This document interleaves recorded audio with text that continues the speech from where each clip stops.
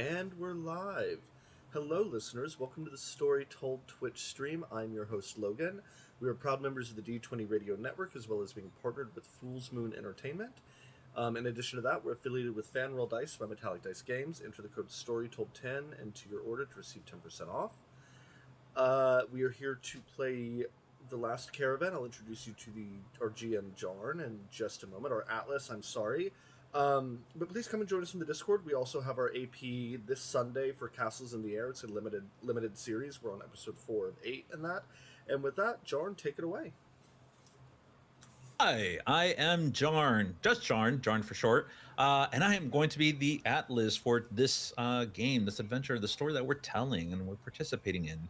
And again, it's a story of struggle. It's a story of individuals trying to cross the wide breadth of America after a devastating war that has set a long winter upon the world.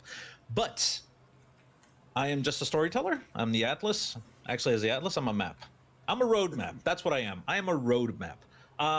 So I'm going to go ahead and toss it over to the adventurers, the players, the travelers who are traveling upon this journey. And so we'll start off with, let's go at the top. And we'll start off with Doc. Hello, I am Doc with Creative Disarray Inc. Can be found anywhere at that, but also playing Arthur, the Sledgehammer Simmons, and trying to be as much of a bruiser as possible lately, and making a very narrative thing about combat because I just need to be that guy apparently. But no, excited to keep going on that and maybe focus a little bit more on Arthur's heart rather than just his fists moving forward and protecting people. Excellent. Looking forward to that. Next, we'll go ahead and introduce Eleanor. Everybody, I'm Eleanor, aka Foibles and Fables on all socials. I'm a TTRPG performer and storyteller, and I play Caitlin Bragg. She has the role of the bandage. So my role, Arthur, if you need more heart, if you if you need more emotion, that's what I'm here for, to keep the party together, keep the party healthy, and as happy as one can be when one is constantly cold, hungry, and under threat of alien invasion. Excellent, excellent.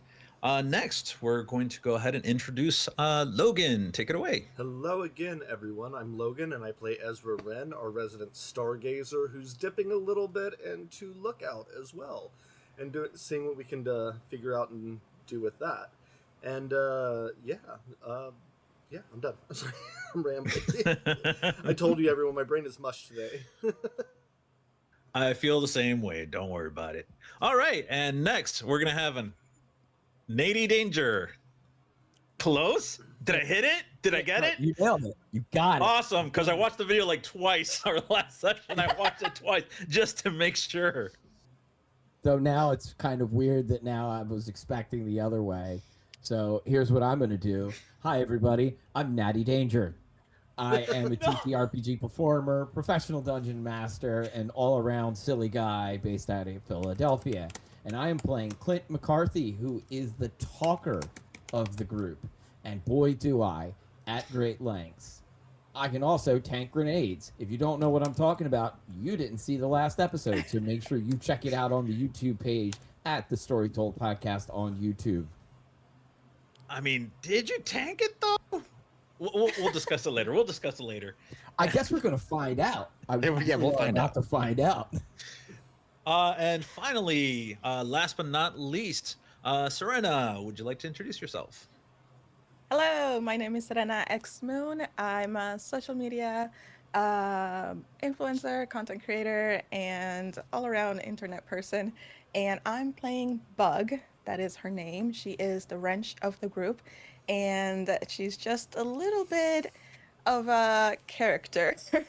She does not like people very much, and she does everything in her power to try to stay away, but because of circumstances, she has to deal with this group of people that she is kind of starting to get along with. Weird.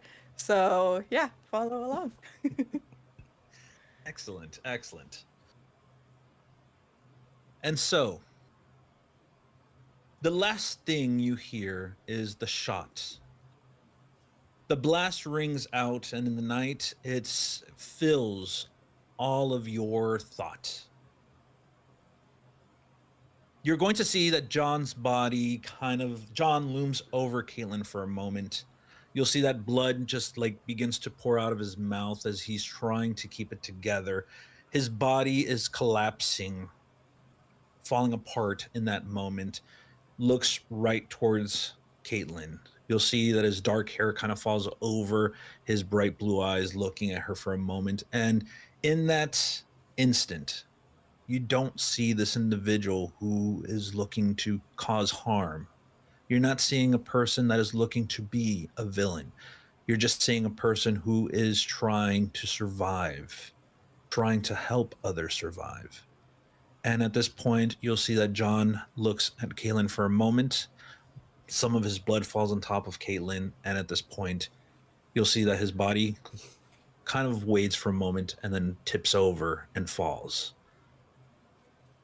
You'll see that Vernon kind of calls out and begins to rush over towards Caitlin and Bug, as well as Charlotte. But Caitlin, what's going through your head at this moment?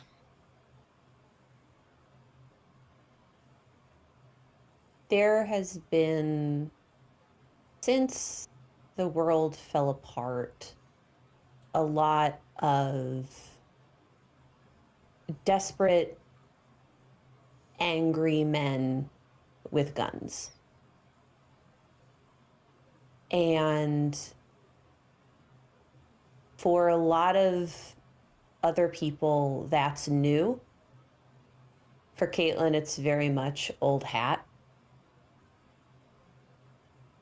So I think anybody else in that position would have had a revelation that Caitlin has always known since she was a very small child. And flooded with adrenaline, her pupils wide as saucers. There is something that is very much on her mind and weighing on her thoughts, but the loss of John is not one of them in this moment.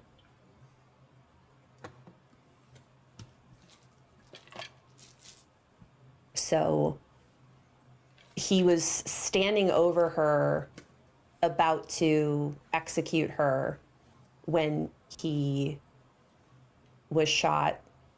He falls on top of her. I think one of his legs is still on top of her, pinning her down. And Bug, being the closest to Caitlin, you see her start to convulse in a way that is not coming from her head. It is coming from her nervous system itself, with this man falling on top of her. And she's convulsing, trying to get out from under the weight of this man.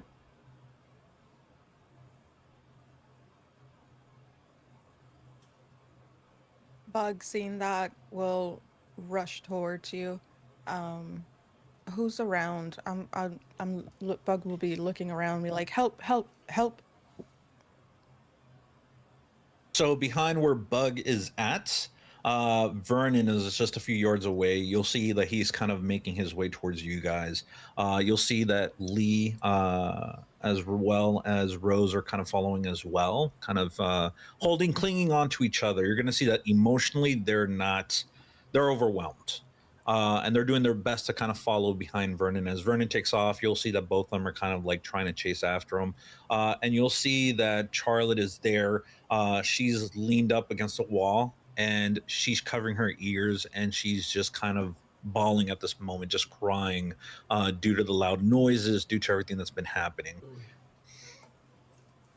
And actually, I do believe that in front of Bug, perhaps like a yard or so, a few yards,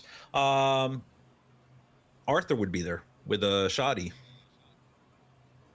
He was continuing to move forward after putting the other guy down between them for trying to make it to the situation. Correct. So if anything, Arthur would say you probably make your way there before Vernon gets to Caitlin and Bug. Yeah, I'd say he would immediately walk up, and if any part of John is on Caitlin still, he would, wouldn't even really see John as anything but a mess to move. So he would, pull him off and make sure that Caitlin was okay, or that if Bug is there coming towards her, that that she would have direct access, and then he would kind of turn focus to make sure Charlotte was safe, and unharmed, and go to her. Yeah, and there's no words. You can feel Bug how cold she is from the adrenaline. Her teeth are even chattering from all of it. Just sitting, holding you, trying to regain control as fast as possible. Really, just trying to let this emotion out so that she can pull herself together. She is really not trying to make a meal out of it or draw attention to herself at all. Bug would have immediately fallen to her knees and just kind of held you if you let me, and tried to just be like, it's okay, and I'll look back towards where Charlotte was, and kind of tell Arthur, Charlotte was over there. I don't know what to do. Can you make sure she's still okay?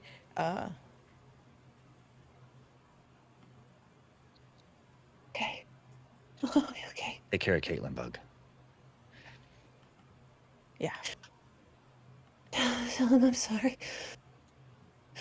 I know I'm sorry. No, it's okay. It's okay. Just breathe. And I'll rub my hand on your back. You'll feel that. And just try to breathe with you. Just deep breaths.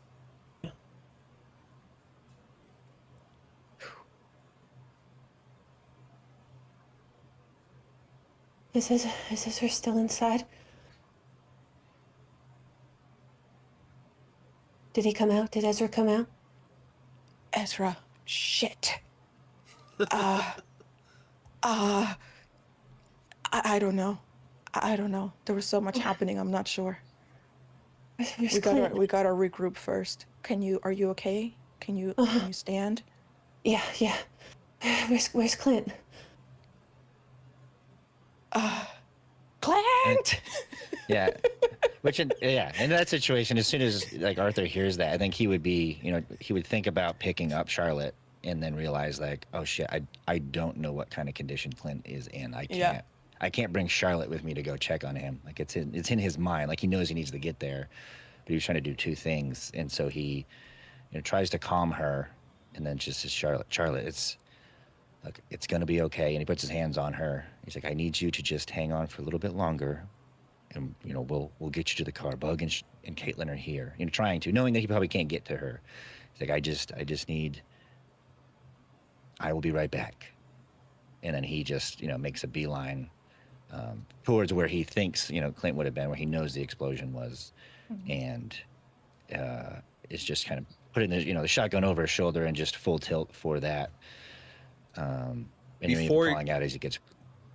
Sorry, do apologize. Before you even take off, Arthur, Charlotte clings onto you. For all intents and purposes, you are the person that she is now kind of anchoring all of her support on. The other members of your group, of your caravan, they've been kind to her. They've been nice to her, but you know that you're the one that has been diligently kind of watching over her. And at this point, you'll see that little Charlotte, she had been sitting down, cowering, covering her ears, and singing the little song that her mother sang to her. And as she's singing about the blue flowers growing upon the hill, you kind of come around, and the moment she sees you, she throws herself at you, and she clings to you. In order for you to go ahead and be able to put her down, I am going to need a be the boss. And Arthur, you don't have to if you don't want to. I was gonna say, I think in that moment, if that's the visceral reaction, he would kind of almost freeze for just a moment and be going through a lot of things of even the considerations, why are you, even asking himself, why do you want to cling to me. Like, all these different things, like all the different scenarios and possibilities of, but just not being deserving of it in that moment and of that. But um, I, he would I want to see take. mom. Where's mommy? Where's daddy? Why am in the mid? Why? What's happening? It's the blue flowers. And you'll see that she begins to sing. And again, she's just frantic, tears just kind of coming down her eyes. And you're the one that she finds to be a protector in this moment. He would kneel down to her and be to her level as close much as possible and be like, Charlotte, I can't make the fear go away, and I can't make promises about your mom and dad, but I won't I won't leave you here by yourself. I won't leave you anywhere. Can you do me a favor? Can you hop on my back and keep singing me that song and sing it for both of us? And if I ask you to close your eyes, you promise to squeeze them real tight and sing through the song until I tell you to open them again? I mean, as soon as you lower yourself, she clings, she grabs you by your neck, and she just goes ahead, straddles you with her legs around your chest, and she's just holding on to you. And you'll hear her singing and crying in equal measures, and you'll hear every now and then she stops and she's just like, why? I want mommy. And she'll just kind of whisper that over and over again as she's digging her face into the side of your shoulder, like she's digging her face in. He would consider trying to move her around to his back, but then figured it to be easier for her to, just be where she is. And then he would try to start humming along with her and stop trying to convince her and just hum along to the song, and then just turn and, start making his way towards where he thinks Clint is, and just keep it like keeping his hand there, so if she does ever try to look and turn, that it's there to just embrace her more and let her find comfort in that instead, and just hope for the best that Clint isn't an absolute, mess when he gets there. Excellent. Talking about Clint. Clint, can I get fight under pressure? Shit. Right after that. What? But I'd have at least like 2 minutes to get my to get my life together. You wanna fight under pressure? I'll give you fight under pressure. It's a 3 and a 2. All right.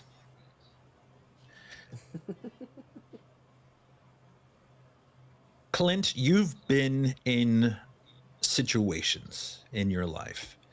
You have followed your profession as a journalist has led you to areas that people would consider to be unsafe. You have seen people die. You have been caught in surprise attacks.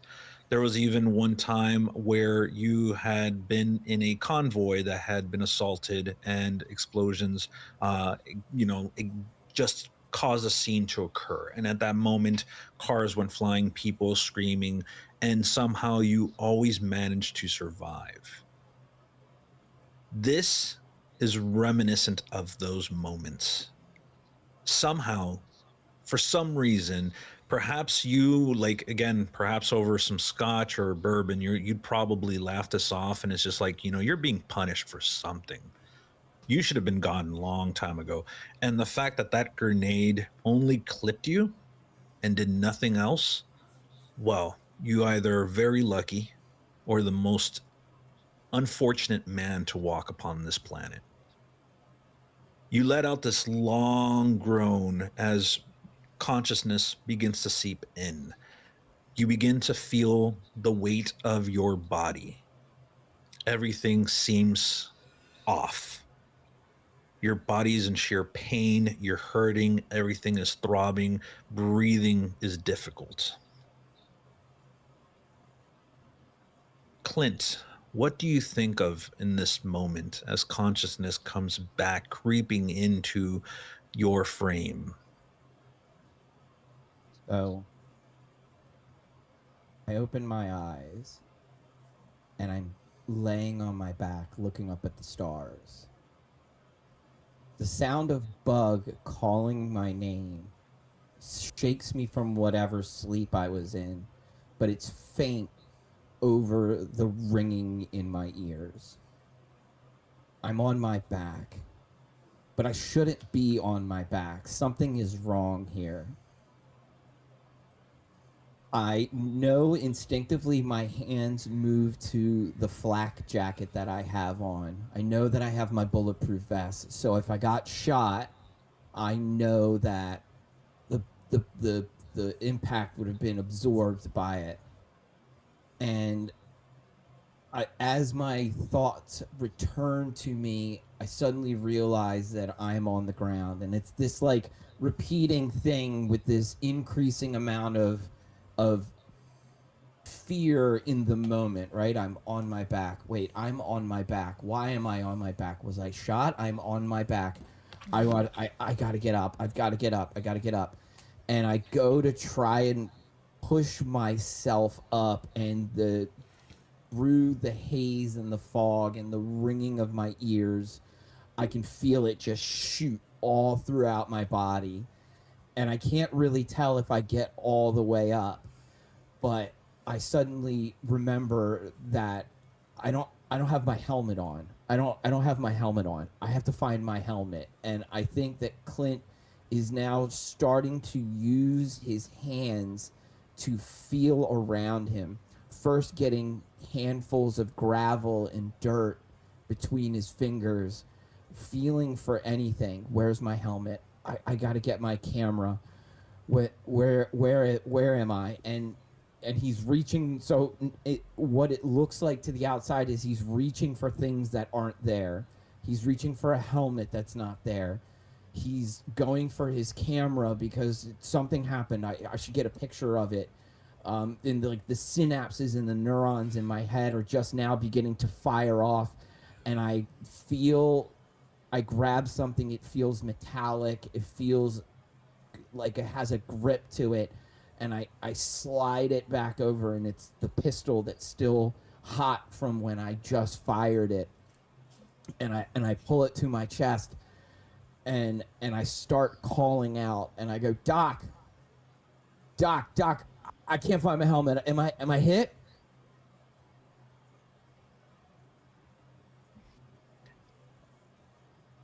So at this point, as you're calling out, first off, just to let you know, select one of your items that is on your character. That item is now broken. Caught in the blast of the grenade, you're going to lose that said item. So it could be one of the items that you're holding. It could be your camera. It could be your gun. It could be the vest, whatever. That item is now just broken. As you're sitting there, kind of calling out, again, thoughts begin to flood your mind. You begin to relive those moments, and you almost feel afraid. You feel alone. You feel as though this is the end. And yet, nearby, you hear the crunching sound of someone walking, their boots digging into the earth, onto the gravel, as they're shifting around, kind of meandering about, looking for something.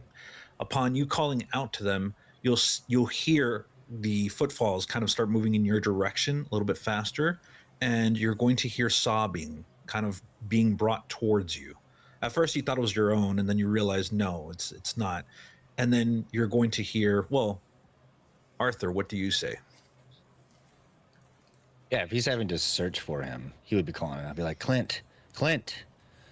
And if he till he hears something, or if that his movements are drawn to his attention, he's obviously trying to figure out where the blast was. He didn't see where Clint was, so he's trying to scan and maintain Charlotte at the same time, and trying to not let kind of the panic set in, because obviously he was back turned to his own situation, so he has no idea. Like, he doesn't know if it landed right on Clint or if he caught it in his hands. He has no discernible way to know what he's walking up to. So yeah, he's just. But you'll start hearing the panicked voice of Clint calling out for Doc and calling out for a helmet. At this point, you begin to realize that he's reliving, or at least he's having that memory of some other time. And chances are, I'm assuming that Clint and Arthur might have shared swapped a story or two, kind of letting you know that right now he is hurt. He needs assistance. He needs help. He needs attention. At the same time, I'm betting $100 that Clint, and I would love to roll. I'm positive he's not going to roll double sixes. He barely can hear and understand almost anything. At this point, the ringing in his ear alone will stifle Arthur's voice calling out to him. At this moment. So it's definitely one of those things where he starts calling out and screaming out for assistance, Arthur will hear him long before Clint is even aware that there's someone nearby. Yeah. And as soon as he's hearing him, he would, make the beeline for him, and obviously, not knowing medical but knowing concussions pretty well, he would at least just look down to see if there was anything missing, anything that would be just very obvious to no one that has no training, that something is seriously wrong, before approaching and kneeling and trying to get closer and putting even just a hand on the chest, while being wary that people in those situations can sometimes react and lash out, and being ready to kind of hold him as necessary, but also find a way to kind of get to him and just keep calling out his name to even more softly, that hey, Clint, it's Arthur, I'm here. Sergeant, I'm over here. I think I got hit by something. Do you see my helmet? And we're not there, Clint. Yeah, it's fine. Yeah, we're not there yet. You just find my helmet, grab it, and just help me get on my feet. Take a second, Clint. Just breathe. You're safe. Everyone is safe. You can take the time. You don't have to get anywhere. Okay. All right. I'm just gonna lay here then. Is it? And he's gonna pull up the pistol now, which is missing the slide on the top, completely destroyed. He's like, oh, did I get him? Yeah, we got them all, Clint. Oh, good. That's real good. Just find my helmet for me, would you? Yeah, I'll get right on that. You just don't move. Right. Okay. Can you move everything? Okay. And I'm gonna start by wiggling my fingers. Are my fingers there? Arthur. Wait, Arthur. Oh, Yeah. Arthur, it's you. Just me, buddy. Oh man, what happened? Well, I'm pretty sure you tried to catch a grenade, which is not what I recommend when grenades are involved, but... Wait, did Bug throw it? No. I knew that woman was out to get me. This is when I first saw her. Trying to kill me, Arthur. Unfortunately for that narrative, I don't know the name of the gentleman that threw it, but he's not with us for you to question him anymore. So. Oh, man. Okay. All right. Wait. Is everything there? I don't think I should move my head. You should it's not. Still kind of ringing. From what I can tell, all your Okay. parts are still where they should be. Okay, good. No, nothing's bleeding.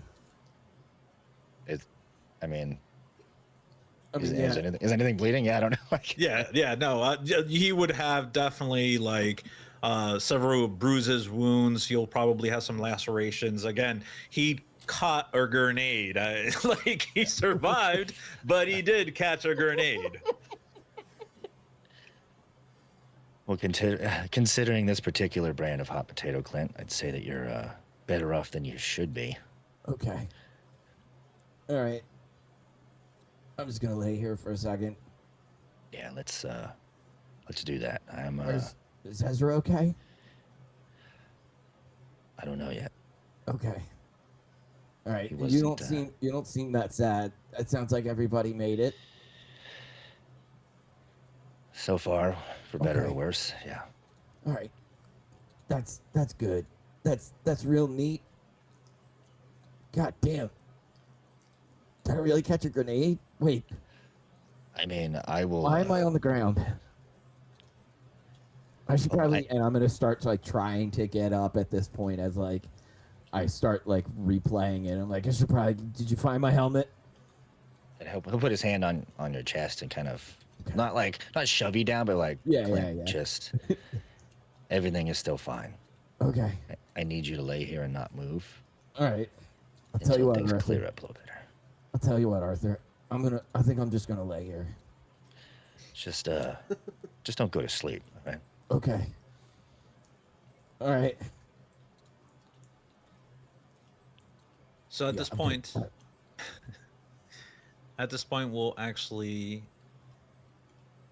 we'll go ahead and we'll follow the sound of, again, a violin that plays weakly.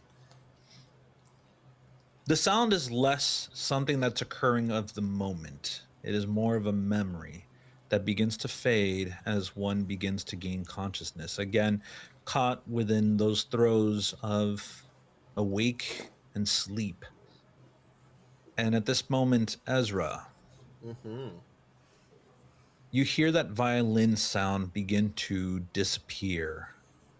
It's a sad song, but it's a song that seemed it was happy with its melody. It was happy with the part that it was meant to play within the symphony of life. And so as it's fading away, you don't sense a grief or that hesitation, regrets, and doubts. It's almost as though it's accepting of its current fate. And so you hear the last throes of that violin play. And at that moment, you begin to open your eyes.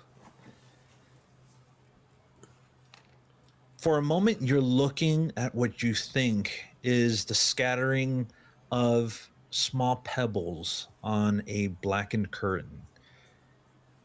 But then you quickly begin to realize that you're looking at the Milky Way. As you're looking at it from your position, you know you're on the ground. You know that the heavens are above you. When's the last time you saw the Milky Way that way? When's the last time before everything went, well, to shit, where did you ever take the time to actually appreciate the stars? You go ahead and you flex your hands and you can feel your guitar case in your hands.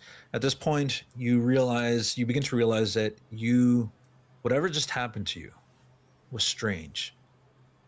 Some of it you remember, some of it, most of it is beginning to fade away. But you feel as though you had a song. Question: Was Ezra was a music teacher, but did Um, he ever? yeah, music and science.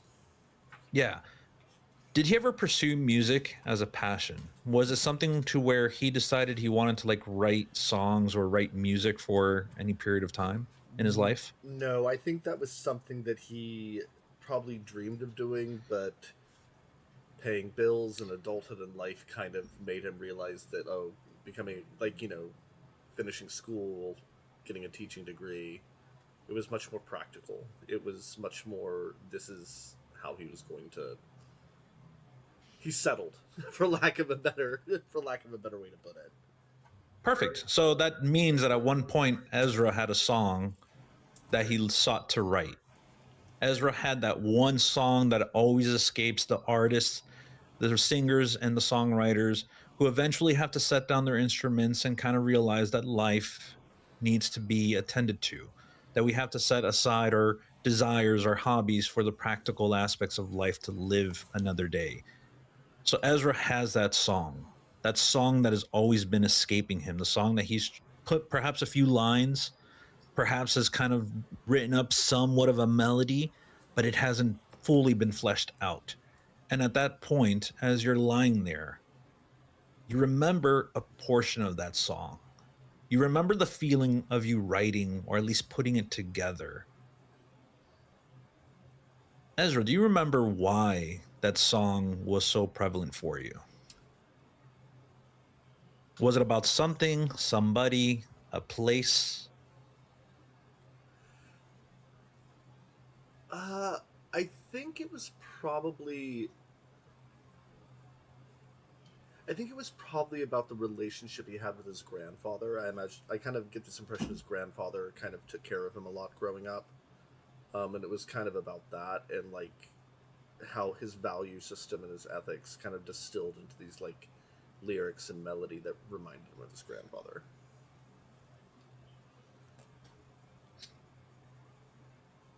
At this point, again, that melody that you felt had gone away now starts to play. And in the next instance, you're going to hear footfalls upon the platform as you'll hear someone kind of approaching. In the next instance, you're going to feel a hand kind of falling on your chest.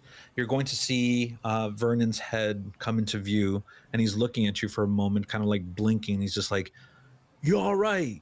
But when he says it, it sounds a little muffled and off until you'll begin to realize, oh, he's talking to me. And you'll eventually kind of, his voice catches up to his motion. And at this point, he like pats you on the chest and he's just like, "You all right?" Uh, where am I? "You at the compound. I'm not. You don't remember?" I'm not on the. Right. Right. Yeah, I'm okay. Can I spend a heroism point to find something useful and have like some kind of alien gadget on my wrist that I don't have to know what it does yet, but I kind of want to like tie it into like him hearing and being able to like tune in the sounds and everything. I'm just asking. Doesn't hurt. I can have no idea what it does or how it functions. Sure. What we could do is that it'll start ticking, and you just hear this ticking continuously, and you'll see like it looks like digits moving downwards. Huh. I'm teasing, bro. I'm teasing. I'm just gonna set you off with the bomb. No. Oh no, I was thinking of that Justin Timberlake movie where they had the numbers. Like anyway. You to check. Sure. So you could spend a heroism point. We will go ahead.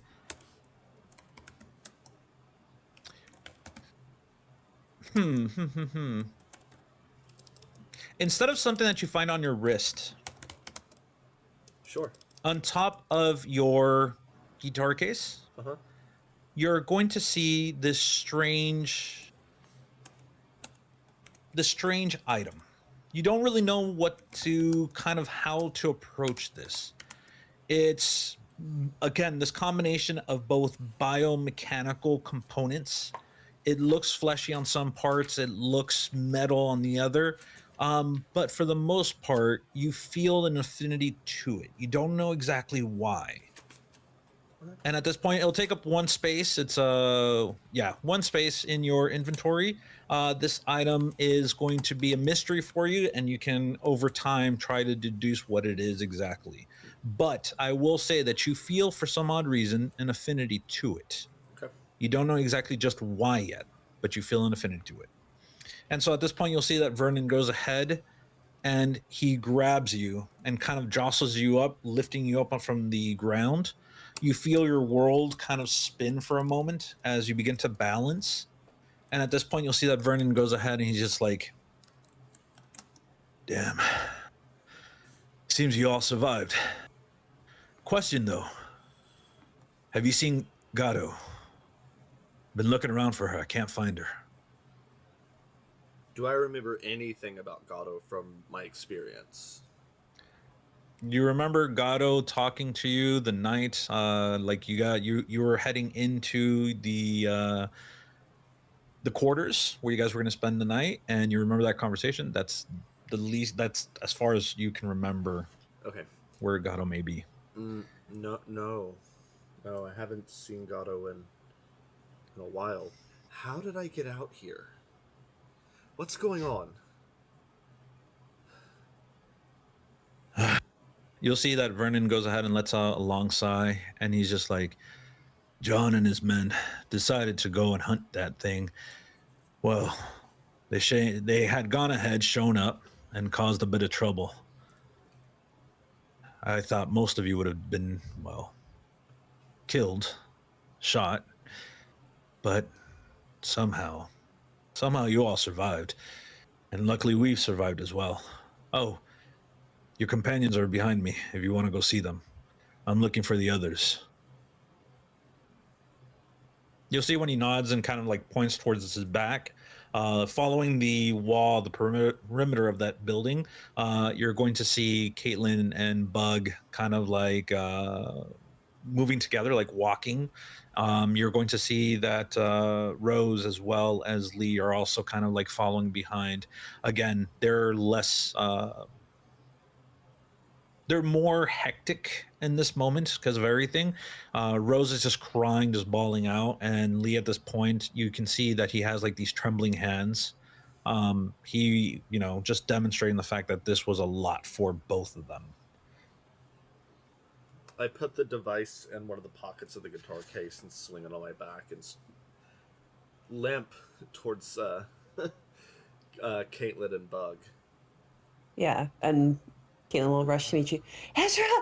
Ezra! What happened? You tell us, but we heard you. Heard me what? I don't know how to describe it, but when you went in that locked area with Gatto to drive the antler away, I don't know what you did, but we could hear it. It was like we could hear you from inside, like your soul. It was beautiful. Ezra looks over his shoulder back at Vernon. I don't remember what happened, but we should maybe not tell Vernon that I was the last one to see her. She told us it was probably going to be the last thing she could do.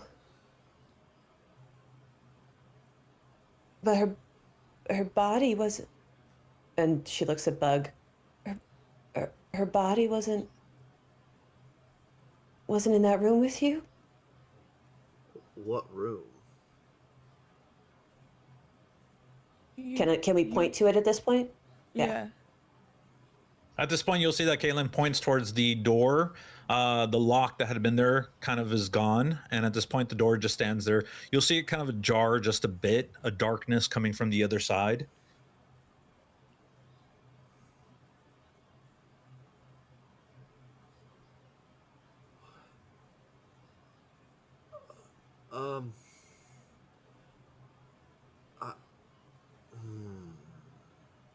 I need to sit down.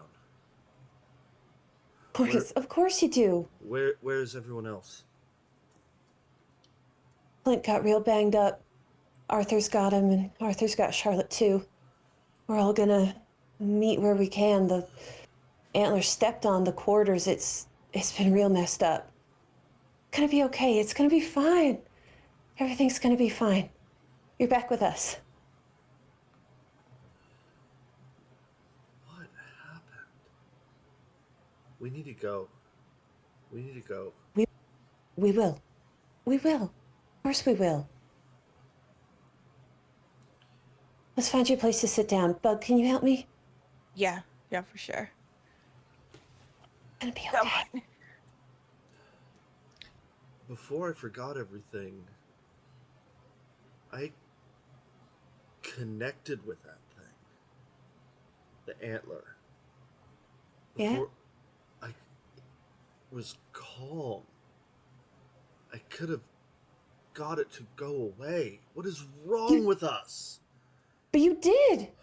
You did it. I guess it just took time, whatever it was, but it worked. We heard it. We heard you. And it heard you too. I swear to you. You did it. You really did. What's happening to me, Caitlin? We're gonna figure it out. Whatever it is, we just have to stay together. Okay? Yeah. Okay, let's go find the others. Yeah. Y'all aren't hurt? Yeah. He's asking No, that we're- as he's like blood coming out of his ears. Yeah. So at this point, you guys will kind of go ahead and eventually meet up with each other. This would probably be like your group, which would be Caitlin, Ezra, and Bug, trying to go and find Arthur and Clint. And eventually, you guys will kind of come upon where Clint is still on the ground, and he looks worse for wear. Caitlin definitely can jump in there to try to help him out. But you're going to see that 100%. Yeah. you'll see that Vernon goes ahead, walks around the perimeter. It takes him a while. It feels like forever.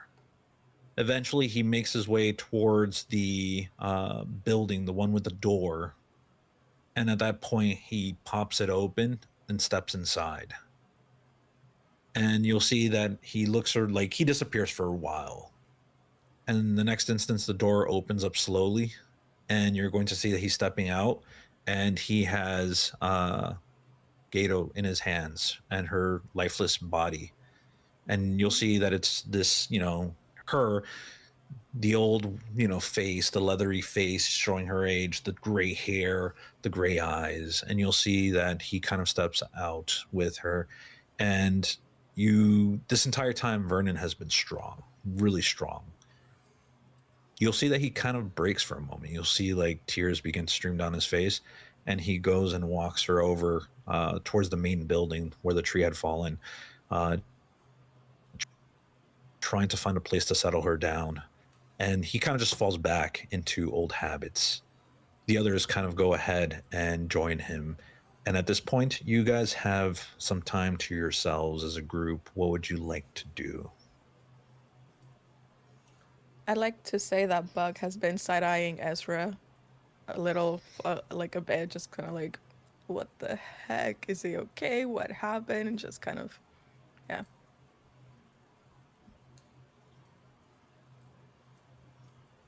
Ezra's wiped Um, blood off his ears and orifices and looking for band-aids. I mean, I'll roll a be the boss if I have to, but this is what Caitlin is for. These are the moments where her instinct takes over to triage, to care for everybody.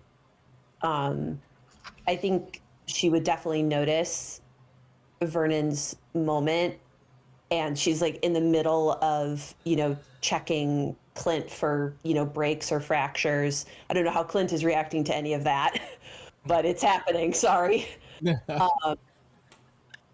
She just pokes, ow, ow, ow. He's very a little bit more bedside manner than that, but yeah, I think she would prioritize. So Arthur has Charlotte. Charlotte should not be witnessing any more of this. I think she would advise Arthur to try to salvage whatever they can in terms of, where are we going to sleep tonight? Because we have to sleep. We're not leaving. I'm not going to say that out loud to Ezra, but because he's so focused on leaving, but we're not driving tonight. That's not happening. So if he can help them find any place on the compound where we can get any sort of rest. And the car, I think, to see if it got squished, if that's something the Bug can do. I think that would be for the best. And if it is broken, she can get started on seeing if it can be fixed. So I'm actually going to go ahead and say that you don't have to roll for it, but you do get your heroism point for that. As Caitlin starts taking a little bit more charge, considering how everyone else is doing, and at this point, Caitlin's in her domain.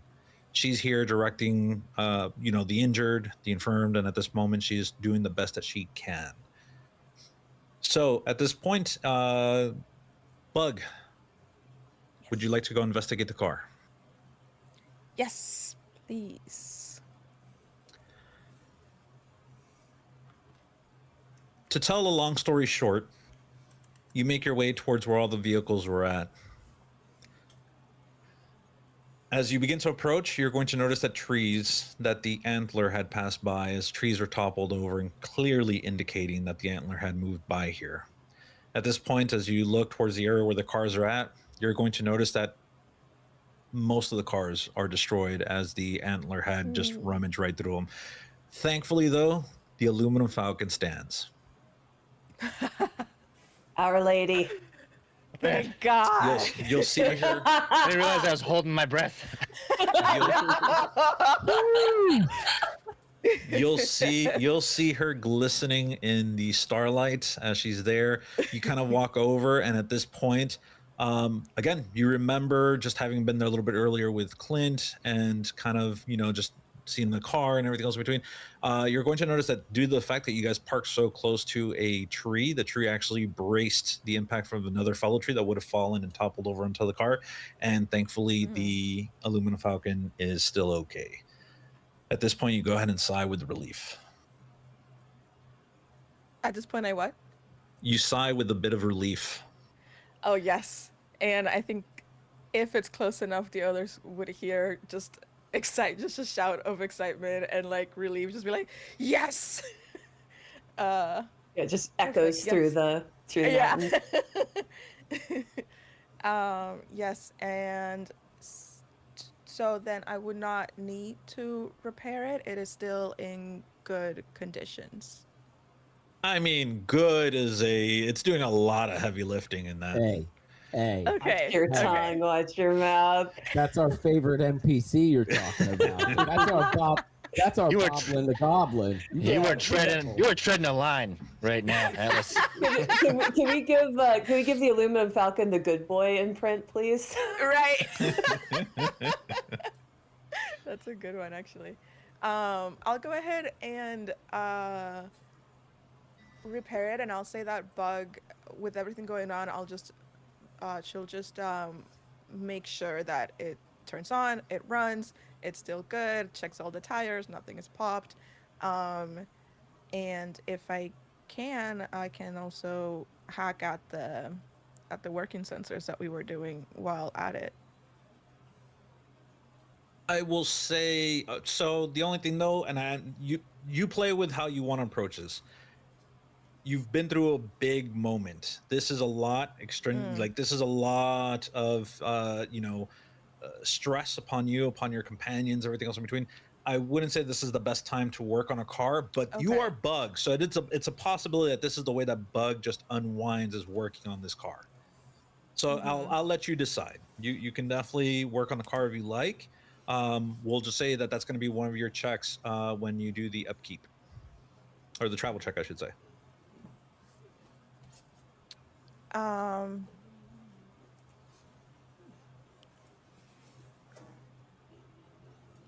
If I don't do that now, we'd have a chance to do it before later, potentially. Yeah. Basically, we're just going to be moving it around a bit so that you can start working on the car now. Okay. In that case, you having said that, then yes, I do want to play it out differently, if that's the case. In that case, I would like to, as I walk towards the car, I'm looking around, I'm just trying to see what's around, what has fallen. Are there like any bits and pieces that I can use to, Bug wants to, having seen Ezra in the state that he was, Bug wants to help him. So she's trying to find something that she can tinker with to be able to give to him as a form to help with his whole like telepathic thing. Whether it works or not, it's a different story, but she wants to tinker something together for him. So I'm trying to find any forks and tinfoil and something to put on his head, like a little crown, so I can be like... Are you making me a tinfoil hat? Because if so... I was literally typing that as a joke. I was literally typing it. I will run to the kitchen and make one and put it on. No, you won't. That's what I've been thinking. You won't do it on the break. I know you won't. On it. So that's what I've been thinking, because I saw the state that Clint was, I saw the state that Ezra was, the explosions really got to Bug, Because even though she's been around explosions, she's usually holding the trigger. So yeah, that's the state that she's kind of in. Like, let me just, the car's okay. What's around me? What can I tinker with to help? Go ahead and do a search and survey. Okay.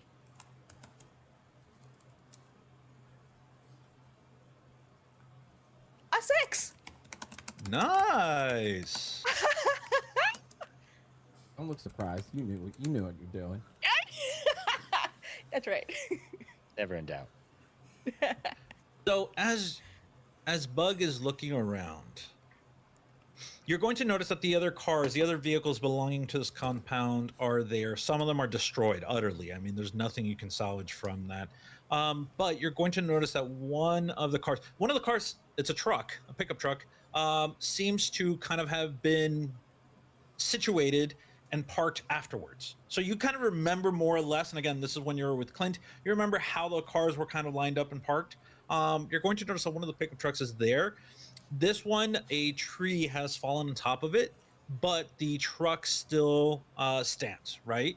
If you're able to move that tree or cut that tree down, you probably could make the truck run. It'll take a little bit of work. You know, there is some internal damage to the truck, but you begin to wonder, like, whose truck that is. Then it kind of comes to mind, oh, John had come up from this area. So it's kind of weird that that would have happened.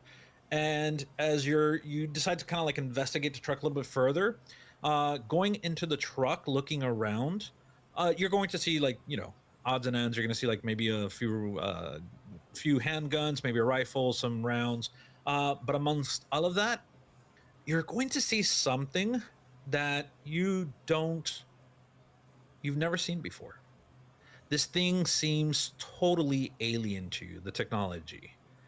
It seems almost like a combination, again, of both metal material as well as biological. A combination. It's almost like perfectly pitched together. And you're going to notice that it's small. It's about the size of like a small little box or like a Rubik's cube. It's really small, but it catches your attention. As you go ahead and grasp it, well, actually, let me ask you a question. Are you going to grasp it, Bug? Does it looks alien? It looks very alien. Okay.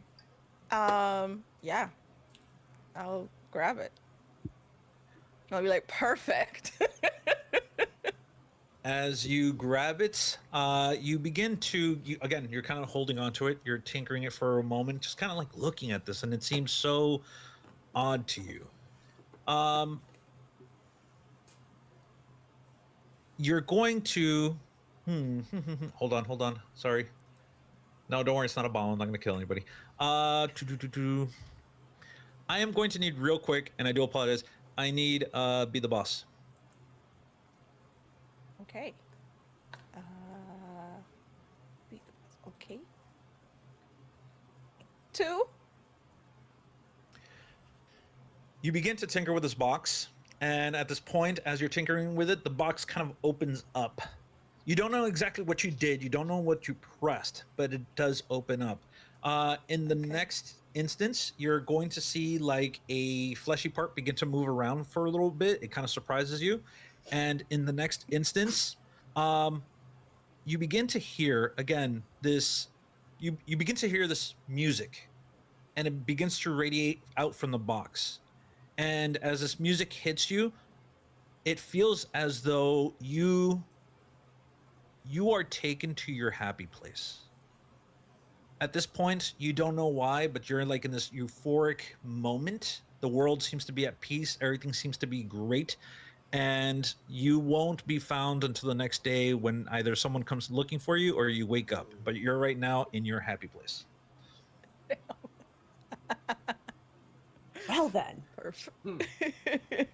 Uh, By the way, you can name it Mysterious Box, and that's going to be a size 1 alien technology that you're going to have found. Okay. What a universal thing people have to do. They have to pick up the box. I mean, I mean, There's think- never a doubt. I learned it from Dune. Like, put your hand in my box. What is in the box? Pain. That's not how that is Pain. not how that line goes. I That don't is not care. how that line goes I don't at care. all. I don't Yeah, care. are you sure you were watching Dune? Yeah, different. You downloaded the wrong one, bud. Yeah, did it sound like Chat. Dune? Maybe start with a P or something like that. I'm gonna put this out to the chat. Let someone in the chat tell us what he was actually watching, okay? Good sir, I am a lady. Thank you. And a queen at that. And a queen at that. Wow. Okay. I see how it is. Just trifling. All right, and so for the rest of you, so Caitlin is looking over the lot of you. Bug goes off and she disappears. Right. Um, she went to go look at the car. Chances are she's probably working on the car. But again, it's up to you guys to decide if you're curious enough to go find Bug. But again, you're tired. You're stressed out. At this point, it just seems as though nothing is going right. But then it seems like everything is going right. You guys all survived, which is great. At this point, though, what do you guys do? Again, night has fallen. You guys are tired. Yeah, I mean, Clint, Arthur, how do you want to get up out of the situation that you're in? Because you're still kind of laid out on the ground. Yeah, I was flat on the ground at this point. Yeah. But I've checked you over, and there's there's lacerations, but there's nothing broken. Okay. Yeah. I think I'm going to gingerly move to a sitting position. You know, as I'm moving, like as the adrenaline has worn off of the situation and those aches and pains start kind of turning into more and more pain. Yeah. There's a bit of a playful smile on his face, that old seemingly like that face, that charm has returned, because once again he has thrown himself in harm's way, and has somehow come out the other side. Maybe not squeaky clean, but he has come back in one piece, almost in one piece. So he's kind of moved now to a sitting position, and the only thing he can think about right now is he's like, I got a lot of rocks in my back pocket. I got and he's like, now it's, for anyone who wasn't paying attention, you just see him kind of digging into the back pocket of his jeans and pulling out like a handful of dirt, and he's kind of lifted up slightly, and he looks over to Caitlin, and he that charm and that smile seems to return because he's survived, right? He's just once more into the fire, and he made it through the other side, and he's like, remember what I told you about trying to be a hero and doing something stupid? Yeah. Yeah. It might be that time in my life where I need to start kind of taking my own advice. Well, you were armed. That's something. Yeah. I mean, I guess it was a step in the right direction, right? We're getting better at this. I think so. Holy shit. I really just, wow. Can you help me stand up? I can sure try. Yeah. And yeah, she'll stand and reach out for you. Yeah, he's tender, he's sore, but he doesn't have vertigo. He can get up on his own 2 feet, and he feels his toes inside of his boots. He wiggles them, and he's kind of stands and all painfully kind of stretches a little bit and goes, ooh, okay, all right. There's one, and he starts looking, and he goes, 1, 2, 3, points to the kid, 3.5. Okay, where's Bugs at the car? Yeah, we'll Okay. yeah, I heard her. I think it's gonna be okay. Okay, good. Listen, Clint, everybody's gonna have to sleep tonight, but you Awesome. can't. You Not. I'm so sorry. I'll stay up with you if you want. I'm sorry. Yeah, with the concussion and all that, right? Yeah. Okay, no, that's fine. That's fine, and I just, okay, yep, that's just what we're gonna do. Yeah, You don't have to stay up if you don't want to. I'm sure I can keep myself awake, keep myself busy. we'll find your journal. I'll go Yeah. get it. Well, it's in the car. Okay. Yeah, with I the I camera. think I remember where we parked. Yeah. Oh, that's a joke. You got some. You got a little bit of humor in you. I like that. All right, Arthur. Where's Arthur? Uh, I think he went to, yeah, Yeah, to Arthur. go find shelter. As soon as he had Caitlin had Clint, he was confident in her. He would take Caitlin. Yeah, he would take Caitlin away. Yeah, he would take Charlotte away. You don't need that, Clint. No, he would.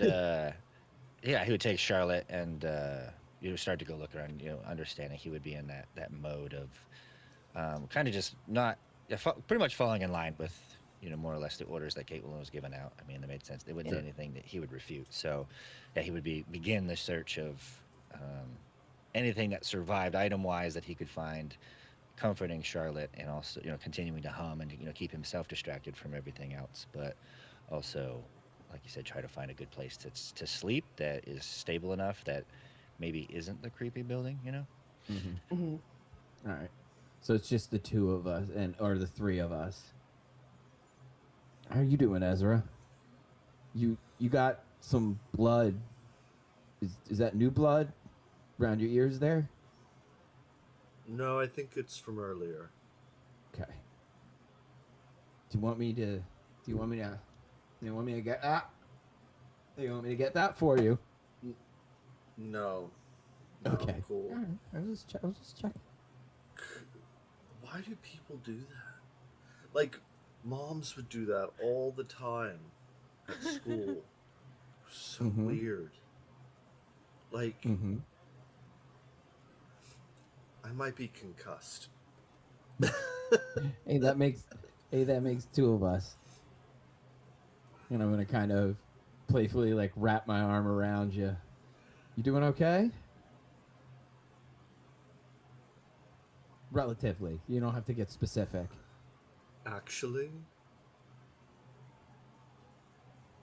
yeah. Is it weird to be okay? No, it's not weird. It's not weird at all. You know, for a moment there, I really thought we lost you. Well, apparently I was in a building. But after that, you were. Do you remember when I picked you up off the ground? Huh? You really are concussed. And y'all could hear me? I wasn't quite understanding. Y'all could hear me, what? Talking to you through the building? I I I have to admit, I didn't hear anything. Caitlin seemed very intent on knowing, but I was a little distracted. I do apologize, but I'm sure it'll all come back. I'm sure it'll make sense. Oh, I don't I think don't, anything makes sense anymore. well, in a world of things that don't make sense, there are certain things that do make sense, and it's that I just need you to know that you ever get lost, not physically or anything like that, but up here, you ever feel lost or lonely up here, make sure you let us know. I know whatever's going on with you doesn't make a lot of sense, but the one way we're going to figure it out is together. All right? I'm beginning to think you're right. I can't tell if Yeah. that's the concussion or not, though. It could be. Or you could just be, and hear me out, you could be having a feeling. You could be having an emotion. It's it's very normal. It's very normal. We have had a Do you know what the word trauma bonded means? guess. Okay. Hey, listen. We're trauma buddies now. So you're stuck with me for quite some time now. God, that's what I'd tell the first graders. And he I like know. slings his guitar a little bit more on his shoulder and just kind of like Yeah. And beelines out. as he beelines off and is like, "Oh no, what have I done?" I'm going to call out after him. 1, 2, 3, eyes on me. Oh, oh, too out, too out, too out. Mumbling to himself,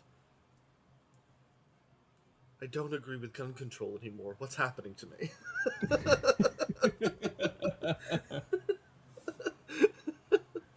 All right. But he says it with a smile. As now the senses are kind of returning, and yes, everything hurts, and Arthur's looking for a place to sleep.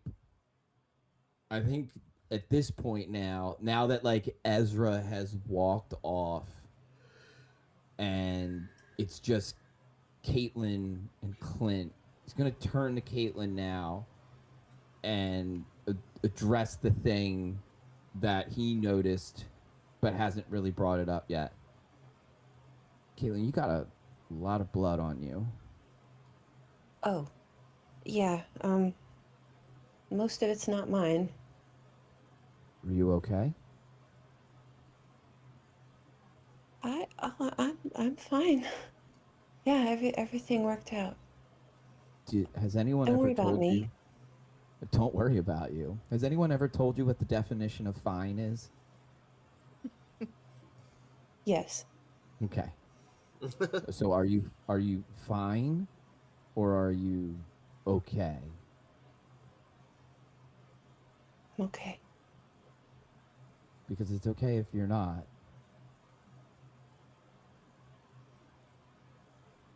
Clint, I'm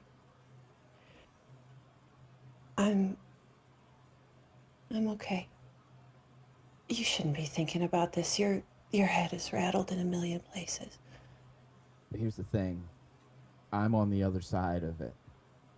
But something tells me that you might be stuck right in the middle of it right now.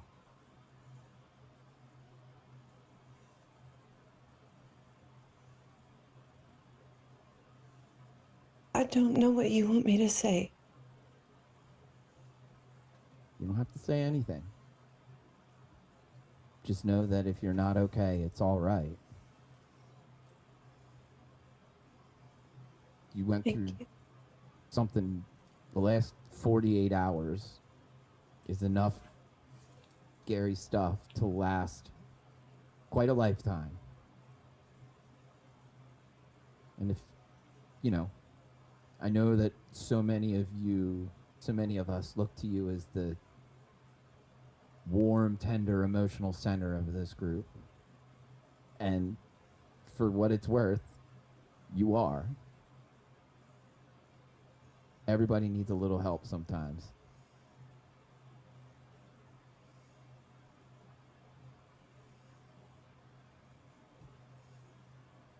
I do want to. This isn't the time. It's not the time. All I right. can't. Please. All right. Hey, listen. You don't have to talk about it now. Just know that when you're ready, I'll be there. And I'll have corn liquor. And Gonna need it. yeah, I'm gonna find your journal. Please let me go. I've never held you here. Yeah. Okay. Backseat of the aluminum Falcon. I know where that is. Yeah, there you go. Cool. I'm going to, and then suddenly realize that everyone else is doing things that they're really good at, and I'm standing here all by myself and go, okay, I'm going to kick some dirt. I don't know. What am I going to do here? All right, let's find something to do. Real quick, Arthur. Yeah, and yeah, go ahead. Oh, my apologies. Go ahead, Caitlin. No, I was going to transition into the scene finding bugs. So if we want to resolve some other stuff, let's do that. Resolve now, guys. So, real quick, Arthur, you're gonna go ahead and you're looking for, a place to sleep. You'll see eventually that Vernon kind of appears, and you'll see that in his arms he's carrying several sacks, and he kind of brings them out towards you and your group, and he's just like, "It's gonna be a long night. Here, you know how to pitch a tent, right?" He goes ahead and then kind of like drops on the ground. "I'll go get the others. I'll come back and help out. If you can, just start putting up the tents. We'll get a small fire going. I don't think that thing is coming back tonight.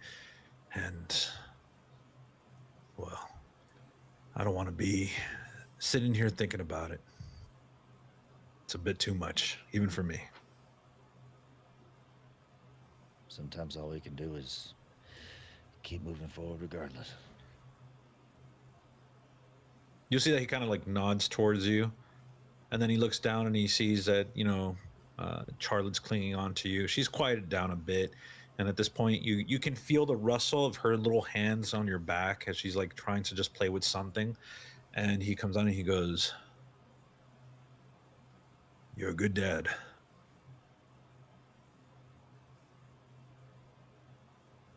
I bet you she didn't even worry this entire time.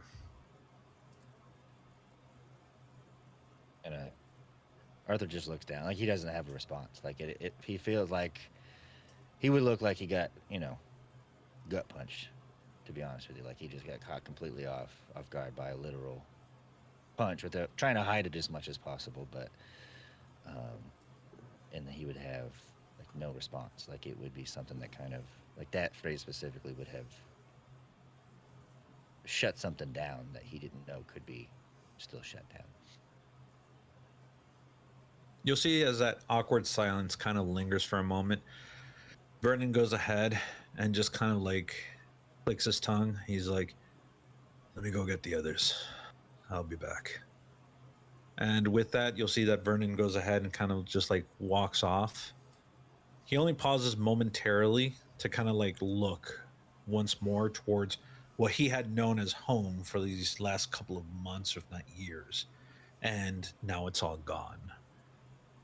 And with that, you'll see that this mountain of a man goes ahead, his shoulders kind of slump a bit, and he just starts dragging himself, kind of moving forward because that's the only thing that you can do.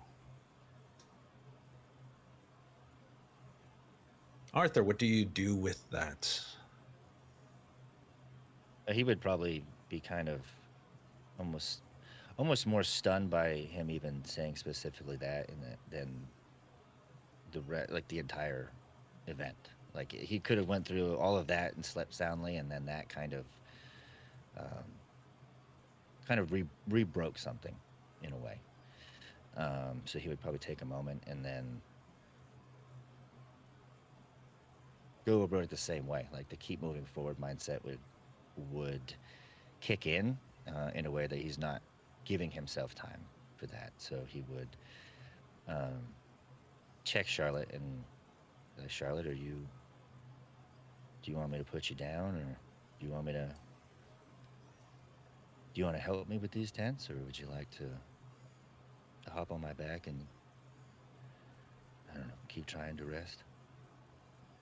The moment you kind of address her, she goes ahead and quickly wraps her arms again tightly. And she goes, "No, I want to stay here." And you see that she kind of again snuggles up to you, and she starts digging her face back into your shoulder, towards your neck. And you're going to see that she's kind of like, she doesn't want to let go.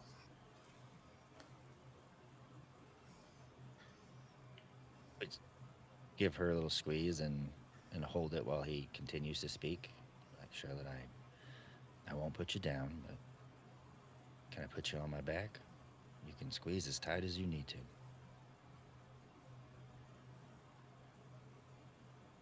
Do me a be the boss, please. I want to just gauge something. That's all. Yeah, no worries. I feel it. How in the fuck? 3 6s. So there you go.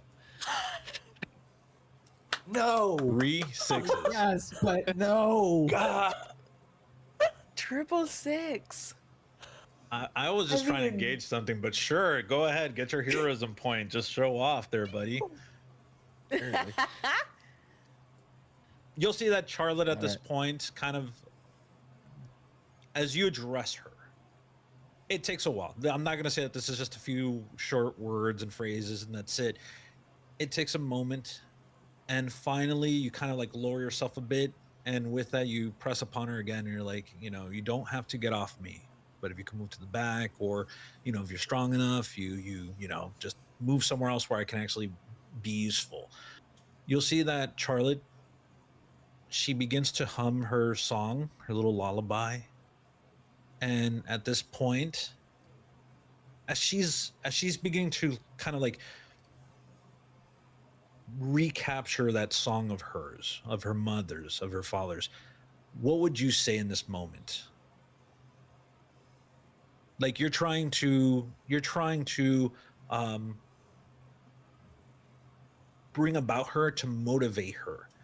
And at this moment, I mean, you rolled 3 6s, bro. This kid's gonna do flips. Don't worry about it. But I just need you to tell me, like, what do you say to motivate her, to inspire her?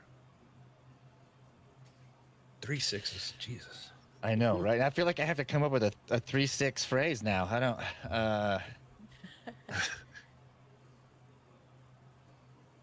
Be like, Charlotte. I don't know if it mean much, but I am.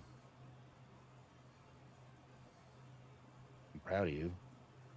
You're one of the strongest girls I've ever met, and I've met a lot of them that were a lot stronger than me.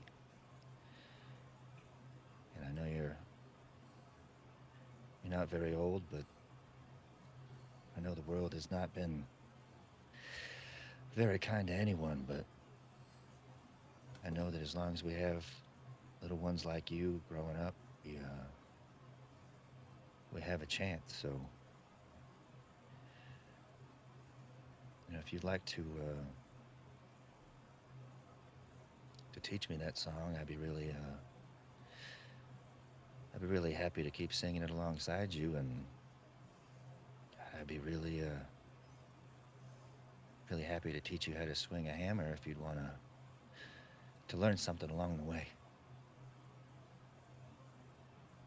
You'll see that she goes quiet. Again, she's still like pressing into you, trying to hold you close. And at this point, you feel her kind of release a little bit. And she pulls her head back and she looks at you. And you can see her blue eyes. She has a pale complexion. You'll see the little golden hair that she has on her head, and she just looks at you momentarily and she's just like, I'm strong. Absolutely. But if I'm strong, does that mean I can fight? Well, let's get you better first, and then we can absolutely learn and teach a few things.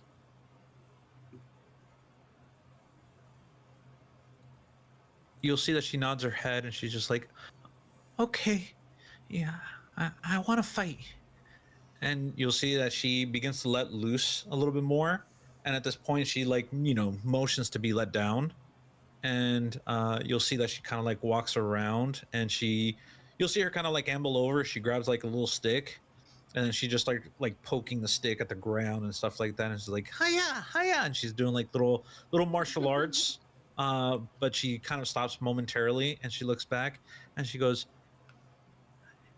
if I could be strong like you,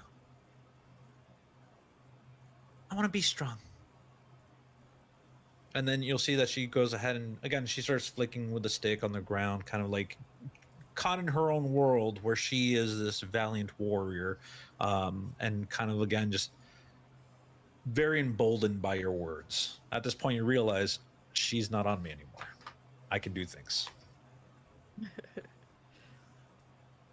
And he would set to getting the tent set up. I mean, they've already been provided, and he knows that recognizes that Vernon, even though everything's in shambles, would still know where to look, where things were stored, where all those things were, where supplies could be. So he would just maintain his being helpful as possible, and having a task set in front of him is the easiest way for him to do that. So he would set to doing that, and he would look back over his shoulder to Charlotte and say, you know, part of being a warrior is having a good night's rest, and all of our friends are going to need that too. So if you want to come use some of that strength, we can, well, like I said, we can work on hammering first, and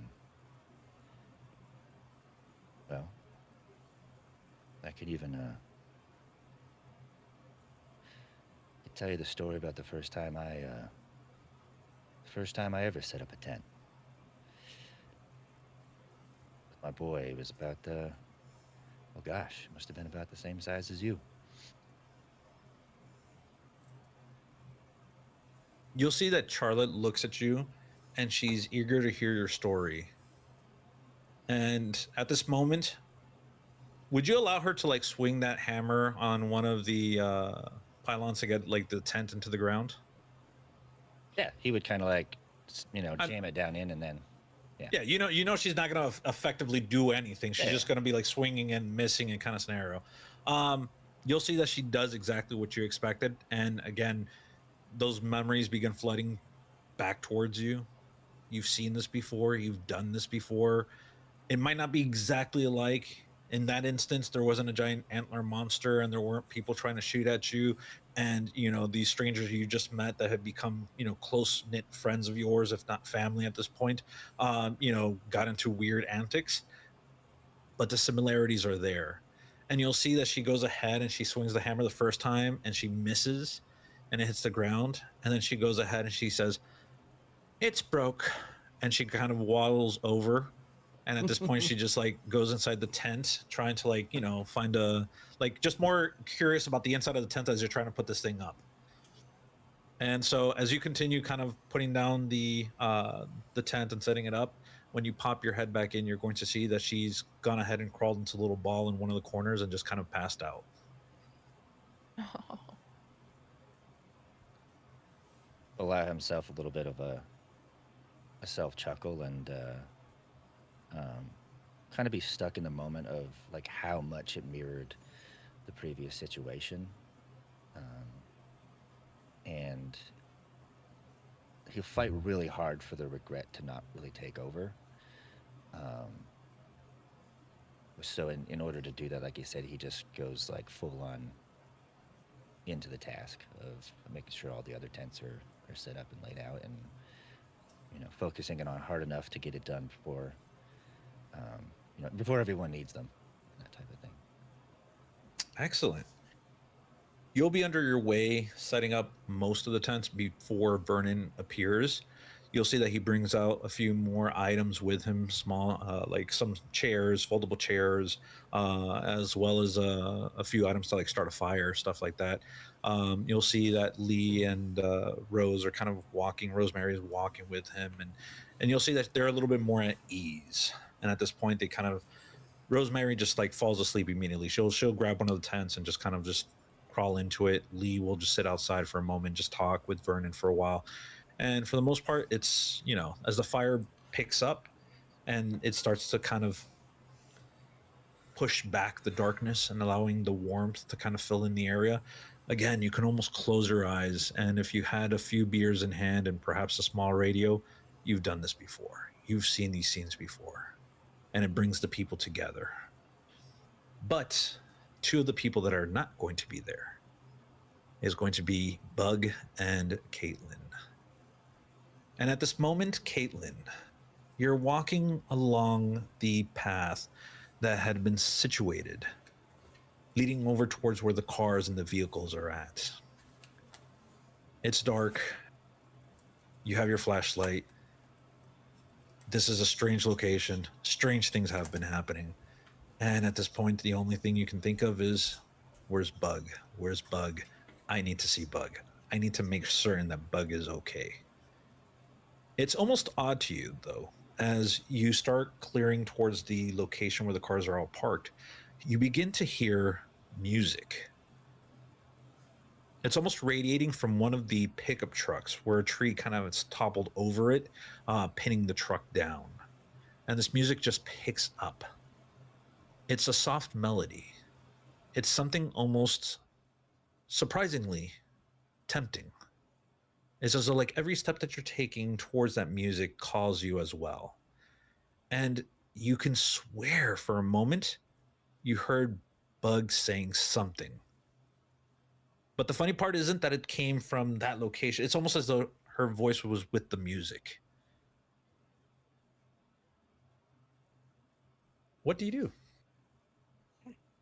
Um, yeah, I think at first I don't think she even heard the music. Like she's going over and over this interaction she just had and biting her lip and feeling all of these feelings, and then it suddenly gets loud enough where she's like, oh, that's not okay, that's not like in my in my heart right now, that's in real life. um but we know at this point that music is associated with um these alien forces. We don't know Gato's true nature, so she can't, make an assumption based on that.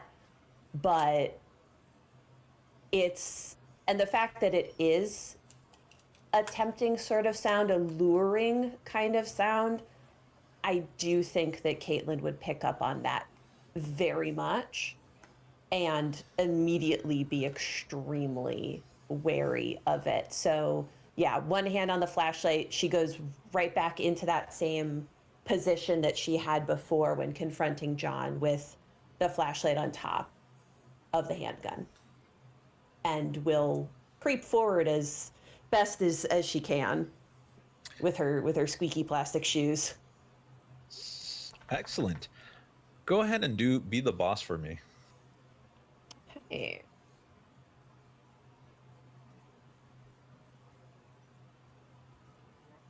Nice. 655. We love to see it. Oh, Yes. nice. I had to spend a heroism point, but it was worth it. You begin to step forward, and as you do again, you feel every step that you take, you feel that lull. That music is wanting to carry you away. In the back of your mind, there's something that it's trying to take you somewhere gentler, somewhere again reminiscent of your better memories, reminiscent of a better place, somewhere that you might have remembered as a child or you might have remembered as an adult, some time or some place that is just more comforting for you. And you fight it back. As you begin to approach the truck, you're going to see that Bug is sitting in the back seat. The door's open. She's sitting in the back seat, and you're going to see that she has this small little, what looks like an alien item on her lap. She's holding it with her hands, and the thing is just playing music. And for some odd reason, though, you hear Bug, and Bug is laughing. She is talking to something or someone you don't really know. And well, Bug, give us a taste. What does Caitlin hear Bug say? Um, Bug is just sitting with it on her, all lax and relaxed, and she's kind of laughing hysterically and going back into being relaxed, and then just smiling and saying pizza, and think every once in a while you'll hear the words mom and stop.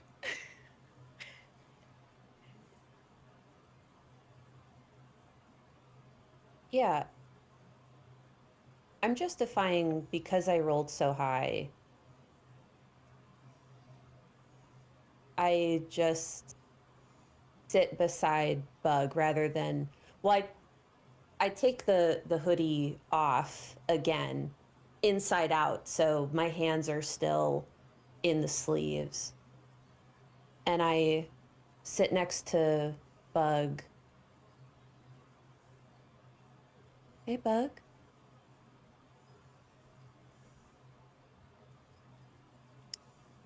If she can, she'll just snuggle up to her.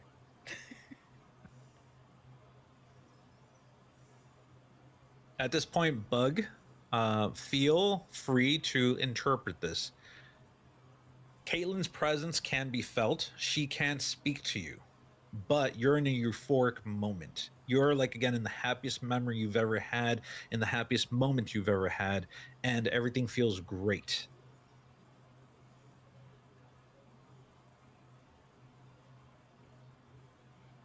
She'll snuggle up to you and just be like, "Hey, Caitlin." Hey, where are we? Hmm. Just at the pizza place. Mom Hmm. likes to bring us here every time we're done with work. It's tradition. Thanks for inviting me. Yeah. It's funny that you're here. No, it's, but I'm grateful. Yeah. Caitlin, you're awesome. Do you know that? Have I told you that? I think about it a lot. We're really lucky we found each other, huh? Yeah, you really are. Thank you for protecting me today. Anytime, dude. You're my bestie. You're mine too.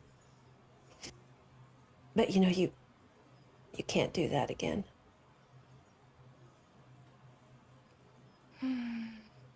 You want pizza? Love, nothing more, Bug. Okay. What happens after pizza? Do we have a sleepover? Mm, not really. We all go our separate ways. I'll probably get back to work, but this is nice. Okay. And I'll check. Do I see any visible bleeding out of the ears, out of the eyes, the nose? Do I see her being physically affected by this thing, or is it only mental? Well, the physical aspect is that she's in a euphoric state. But aside from that, like bruises or hurt or wounds, no. Actually, she is quite enjoying this.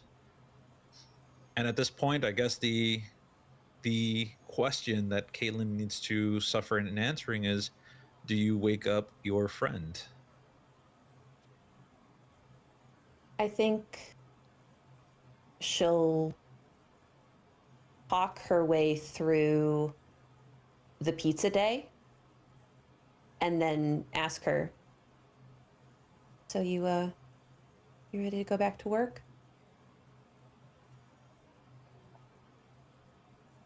Yeah, I guess. Mm. Okay, Okay, let's go.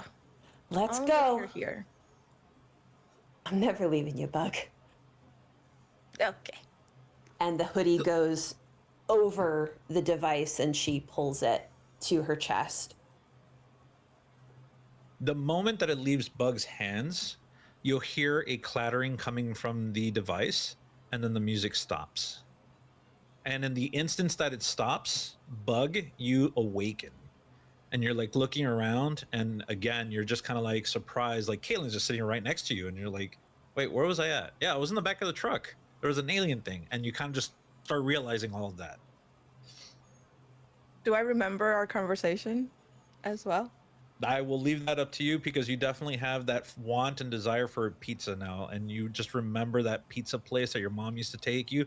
And you really just have that hankering for a slice of pizza. Okay. As soon as you take it away, um, she'll just like shudder, be like, "Whoa, So whoa, sorry, Bug. Are you okay? I'm so sorry. yeah, no, I'm great. I think. Okay. Uh, what are you doing here? What were we talking about? Were we talking? What? A bit, yeah. I came back for Clint's journal so he can stay up and Oh yeah, not fall asleep. yeah. Why do I taste pizza? Oh, I'm jealous. What what happened? What I swear I was looking for something. Oh, there's guns in the back. Well, all There's right. guns. And I'm slowly folding my hoodie like a parcel, tying the arms together neatly. Yeah, see what you can find. I'm gonna jump in the Falcon and grab the journal and the camera. Bug, Yeah, okay. Bug, I mean what I said.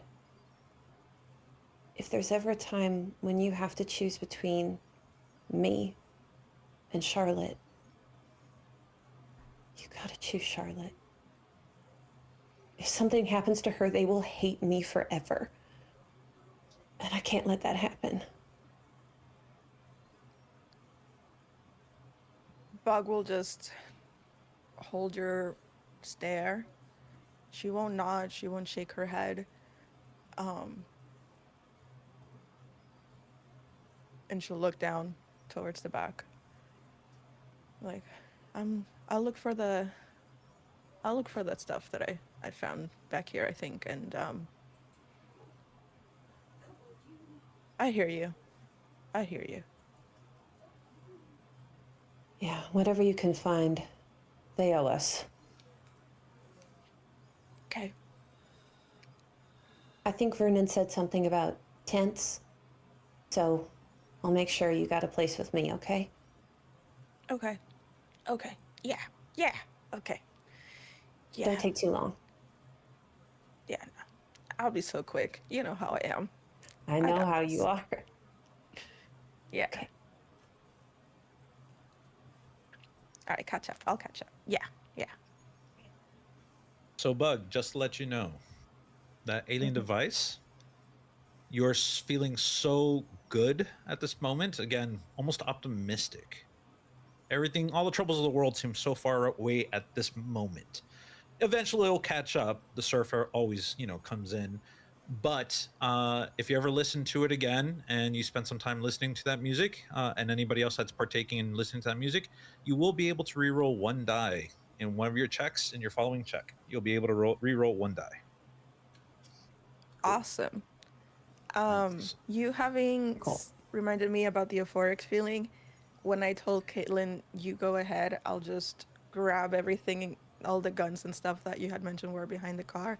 And I don't remember if you mentioned there was ammo there before, but if there is, I'll grab it too. And I'll follow behind Caitlin and I'll just like bump into her on purpose and just be like, listen, Yeah. we're gonna be fine, okay? I don't like this choosing you over Charlotte talk or choosing Charlotte over you talk. We're gonna be okay. All right? Don't don't think that way. You know, we'll be okay. Okay. All right. Okay. And I'll bump you again. Well, let's try to get some sleep. I feel pretty good, you know. Yeah. Yeah, I bet you do. You want one of these? And I'm literally just hugging the guns to me.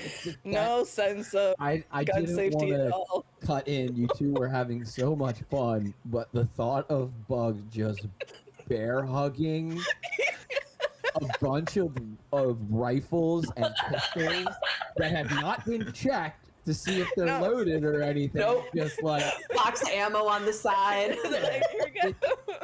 it's just another hand grenade situation. It's Thank goodness. fantastic. The Thank imagery goodness. so far of two concussed drunk guys outside of a bar just really trying to make each other feel better. No, I love Yeah. And then Bug and Caitlin with the same. So at this point, as the two friends are making their way back towards the camp, off Ooh, in the Atlas. distance, yes, Atlas, may I interrupt you for a moment? sure.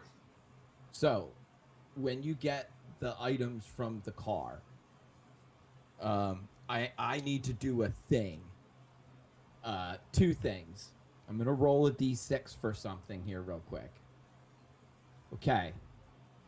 Not what I wanted. Fantastic. Okay. Two things are going to happen. Okay. So you're going to get the camera and the book. So. And the pen that goes with the book. Don't Sure, I remember. that is important. Yeah, that's important. Okay. So the book, Bug and I got out in a hurry.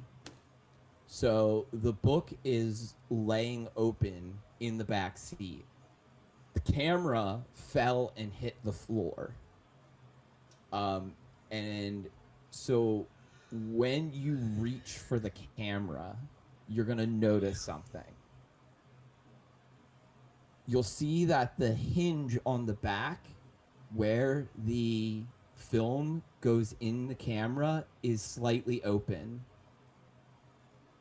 And as you pick the camera up, the door swings open, and you're going to notice that there is no film in the camera.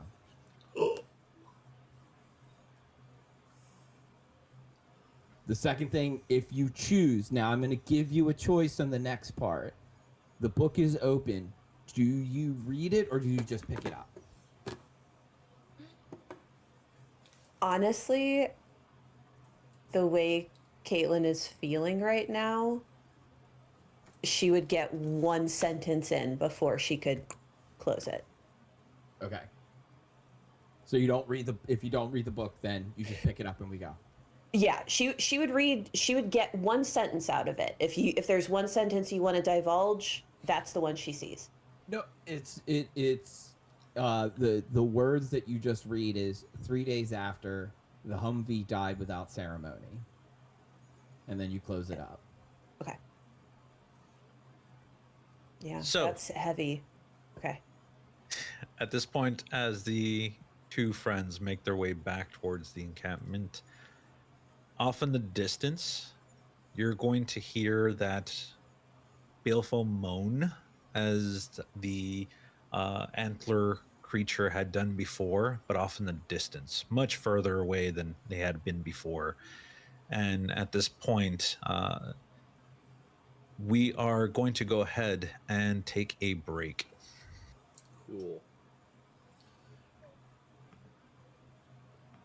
Jordan, do you want to be back in 10, 15? What are you thinking? Let's do 15. Okay, so we'll make that 10, We'll 20.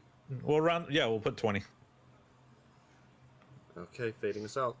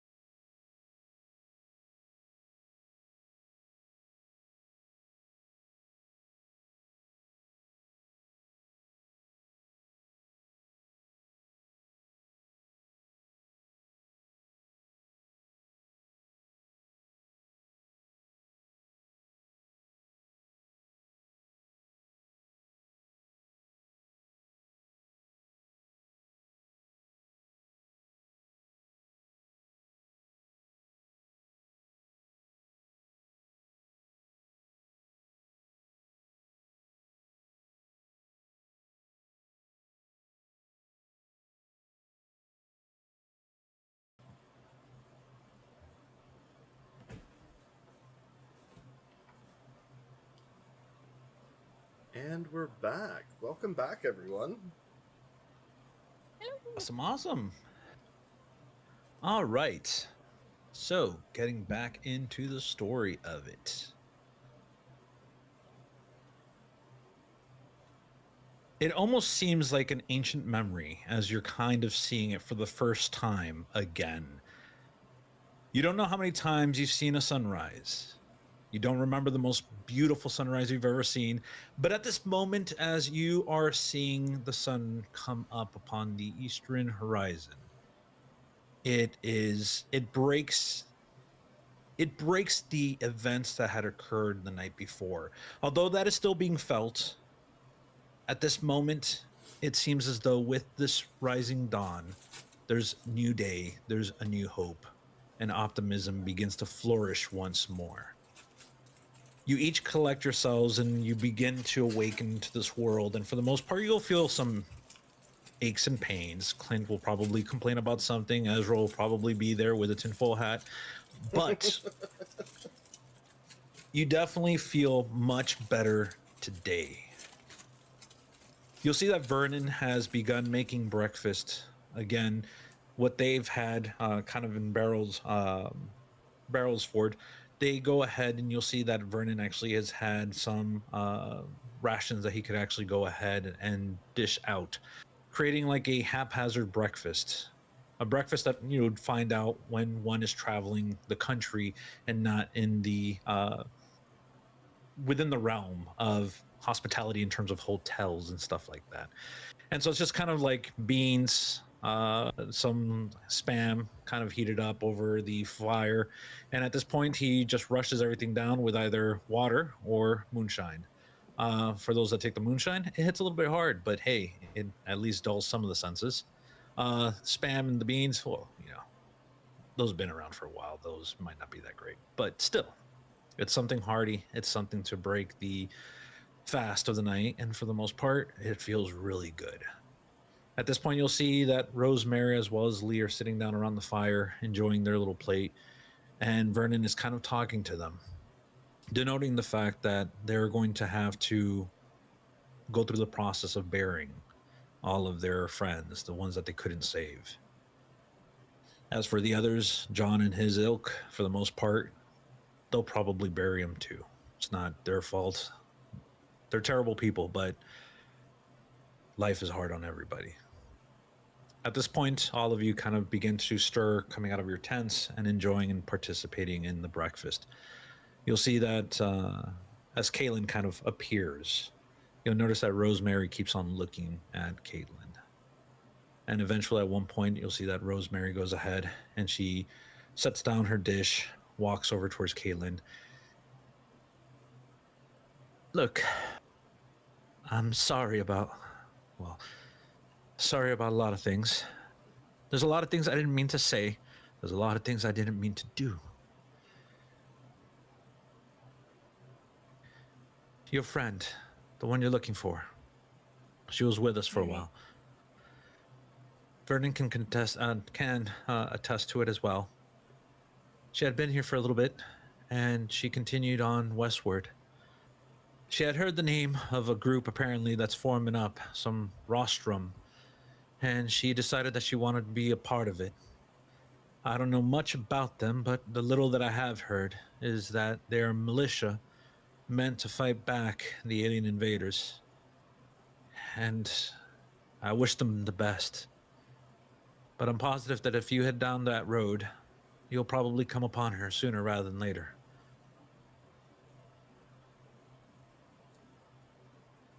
Anybody fight back against this?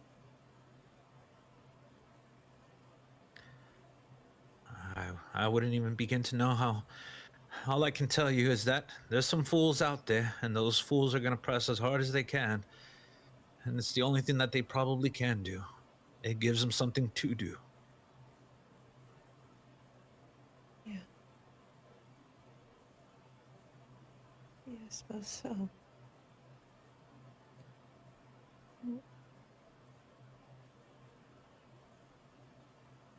Thank you. I'm sorry we couldn't do more for you. her hands kind of dash out, and you see that as she's trying to say something, she's trying to do something, but she struggles, and you see that her hands kind of like move around. Then she grabs her hands, clasps them under her arms, and at this point, you'll see again tears threatening to come out again. She's just like, "It's, it's fine, it's fine. Um, I'm just sorry I couldn't have done more, and again, I do apologize. It wasn't my intention to be rude to you. I should have given you that information. I'm so sorry." You're just trying to keep everybody safe. Ma'am, I do understand. Of course. Uh,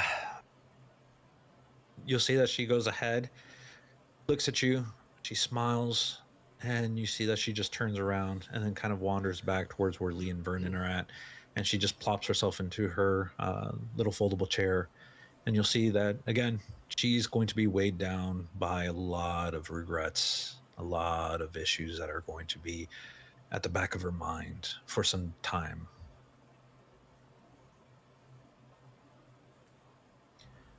Vernon comes out, and you'll see that he goes ahead and looks over towards the group. I'd offer you to stay. I just don't think you're the type of people that are going to stay. But you're more than welcome to stay here.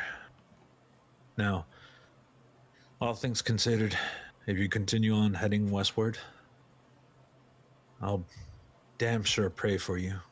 I'll damn sure hope that you guys make it to wherever you're planning on going. And for the most part, I'll do everything that I can do to help you out. And so, at this point, I need to ask the party as a whole. You have one of two options. The Moonshiners of Barrow Ford are willing to do one of two things for you. You guys get to choose. They can either supply you with 3 supplies or 3 fuel, or they can clear all of your harm tracks at this moment. Oh. I see. 3 supply, 3 fuel, or they clear all of your harm tracks. So we currently have 5 supply and 1 fuel, if my numbers are correct, right? No, they already That's what gave I us have some too. fuel. We went up to 4 fuel. Oh. We did. Yeah. Oh. I will say, just mechanically, when we do cross into Murica, we will clear the harm track anyway.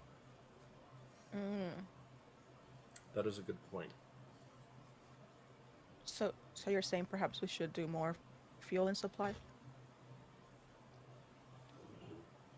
Fuel That or would be supply. just because, but that's, that's thinking metagame. Assuming nothing happens till then, too, I guess. Correct. And nothing should happen, right? Love that. Yeah. Right. If we don't do harm, I say we do fuel, because I feel like, not even from a meta perspective, but if I were having to trek across the country to go west, aliens have invaded, I feel like fuel would be a harder find than supplies. Yeah. Yeah, but we also have 2 people that are at Shattered, no? True. We do. I So we're at Yeah. we're at Clint 4 of spent 8. months in the back of a Humvee with no more space than in the back of the aluminum Falcon. But If you're asking Clint, go for the fuel. right, I mean, Okay, Shatter okay, is okay. we're at 4 of 8 roughly. We're at half. Exactly. Oh yeah, we're halfway. So we're not feeling great, but Halfway. it's 2 of us, not all of us. Like, who else has harm? Anyone? I have 3. If I get a paper cut, I'll shatter. I'll fall to pieces. Same. Oh. I have 0. I haven't been harmed at all. But I'm putting faith in the fact that we will probably not take enough harm to kill anybody before we get out of this region. Let's I don't just send know. Arthur That wind is forward picking in all up, and there's a lot situations. of papers. I say fuel. I say fuel or Hold on. harm. Final answer. Well, those are the only 2 options. Yeah. Or Or supplies. supplies, what are you saying? Or supplies. True. As True. long as I'm doing something reckless, I'm gaining a hero point. So Ah. How do I gain? Yeah, I mean, I fuel would- again? All right. I mean, yeah, we're at 4 and 4 on on supply and fuel. So I mean, I more have fuel is good fuel. yeah, more fuel is good fuel, and I have faith in I Yeah. have faith in Yeah. some search and surveyors that have been also in training to find more supplies. Yes. And as long as we're talking metagame, I reread the rules. If we do a resupply, up to 3 members of the group can contribute. So I would say going forward, it's probably essential that we always have 3 people doing it. And party members who aren't involved in that can choose if they want to give one of the other party members a 1D to that roll. That's true of anything that happens during that phase. So you don't have to spend it on that. You can spend it on lie low or recover or something else. Okay. Let's go with fuel then. Hey, Fuel. what's up? And then the bomb goes off. Yeah. Shit, my grenade. It's been cooking this whole time. At a Bug just runs long- out. She's like, Was I supposed to put the pin back in this thing? Bug actually just runs out. She's like, hey guys, I found this pin. I don't know where it belongs to though. Have you guys seen my grenade? All I found was the pin. Perf. You'll see that the morning is easy going. Vernon will go ahead and he will provide assistance dragging the fuel over towards the aluminum falcon. Lee helps him out as well, but you'll see that Rosemary kind of stays behind. And as they're walking along the path, if you're standing behind Vernon, you kind of get that glimpse of when you guys first arrived. Looking around, you'll still see the alien world around you. You'll notice that the critters have returned, and for the most part, it seems as though like that same day that you came in, but just now heading out. And yet, things are so vastly different. Eventually, Vernon makes it towards the car, situates the jerry cans of fuel, sets it into the trunk, and at this point, you'll see he kind of lets out a long whistle, and he's just like, gonna take us some time to get these vehicles up and running again. Well, no time like the present to start working on things. Anyways, how far are you all planning on heading? Well, as far west as we can make it. All the way, if I can. St. Francis? Yeah. That's the hope. I hope it's still there. I hope that it ain't a lie. I hope that you guys do find it. Hell, if it wasn't for Lee and if it wasn't for Rosemary, I might just be making my way that way as well. They don't want to go. But I know. You'll see him kind of smirk. First sincere smile you've seen on this man's face in like the past half day. Nah, this is their home. Always has been, always will be. Gato kind of kept us all together. She was the heart, but this is our home. And honestly, I'm not opposed to dying on this land. Even if it is more foreign and alien to me than I've ever seen in my entire life.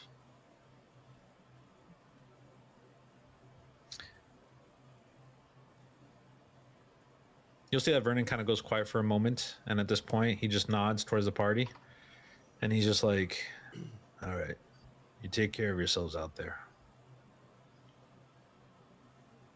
Vernon?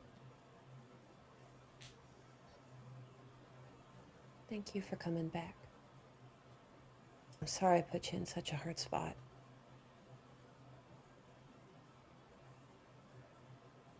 You'll see he looks at you, and he opens his mouth as he's about to say something. He just stops himself short, and he just like nods. And you see, he just like turns and just starts walking back towards the compound.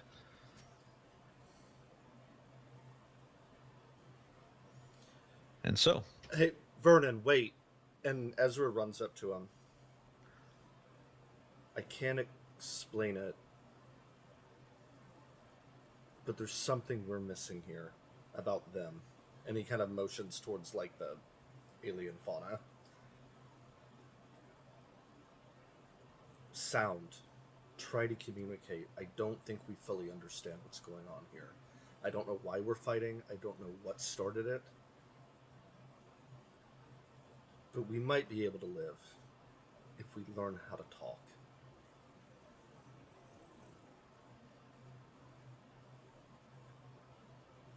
that's the same thing that Gato used to say.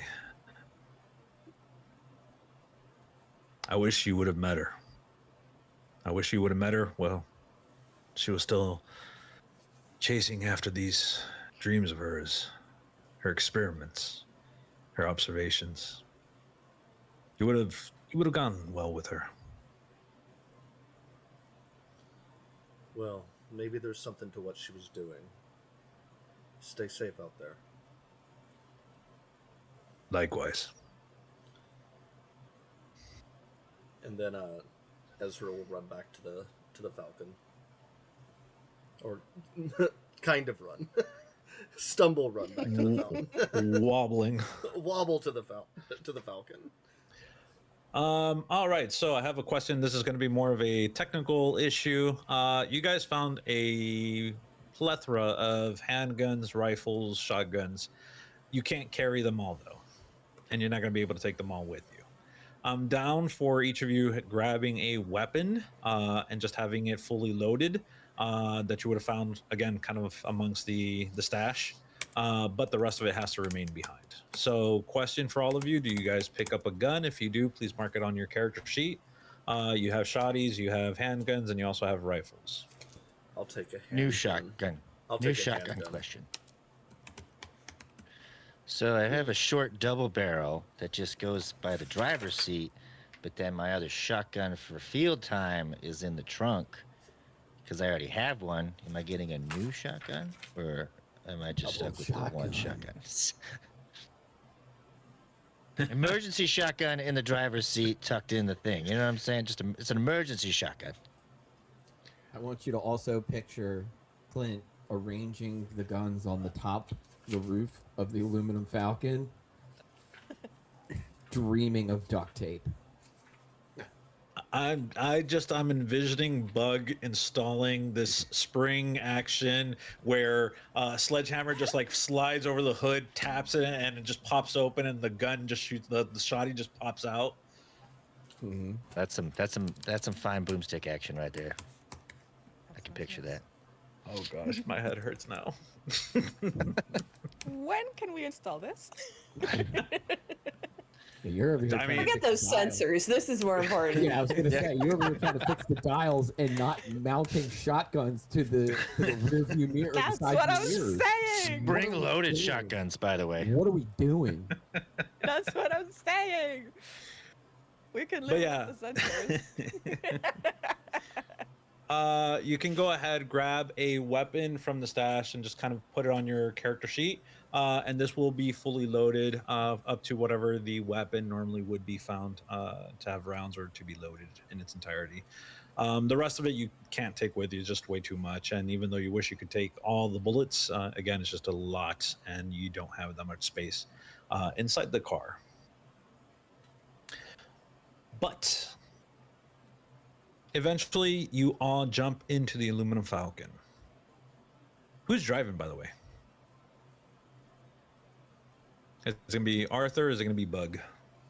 I guess it's Arthur. Not even a rock paper scissors event. Yeah.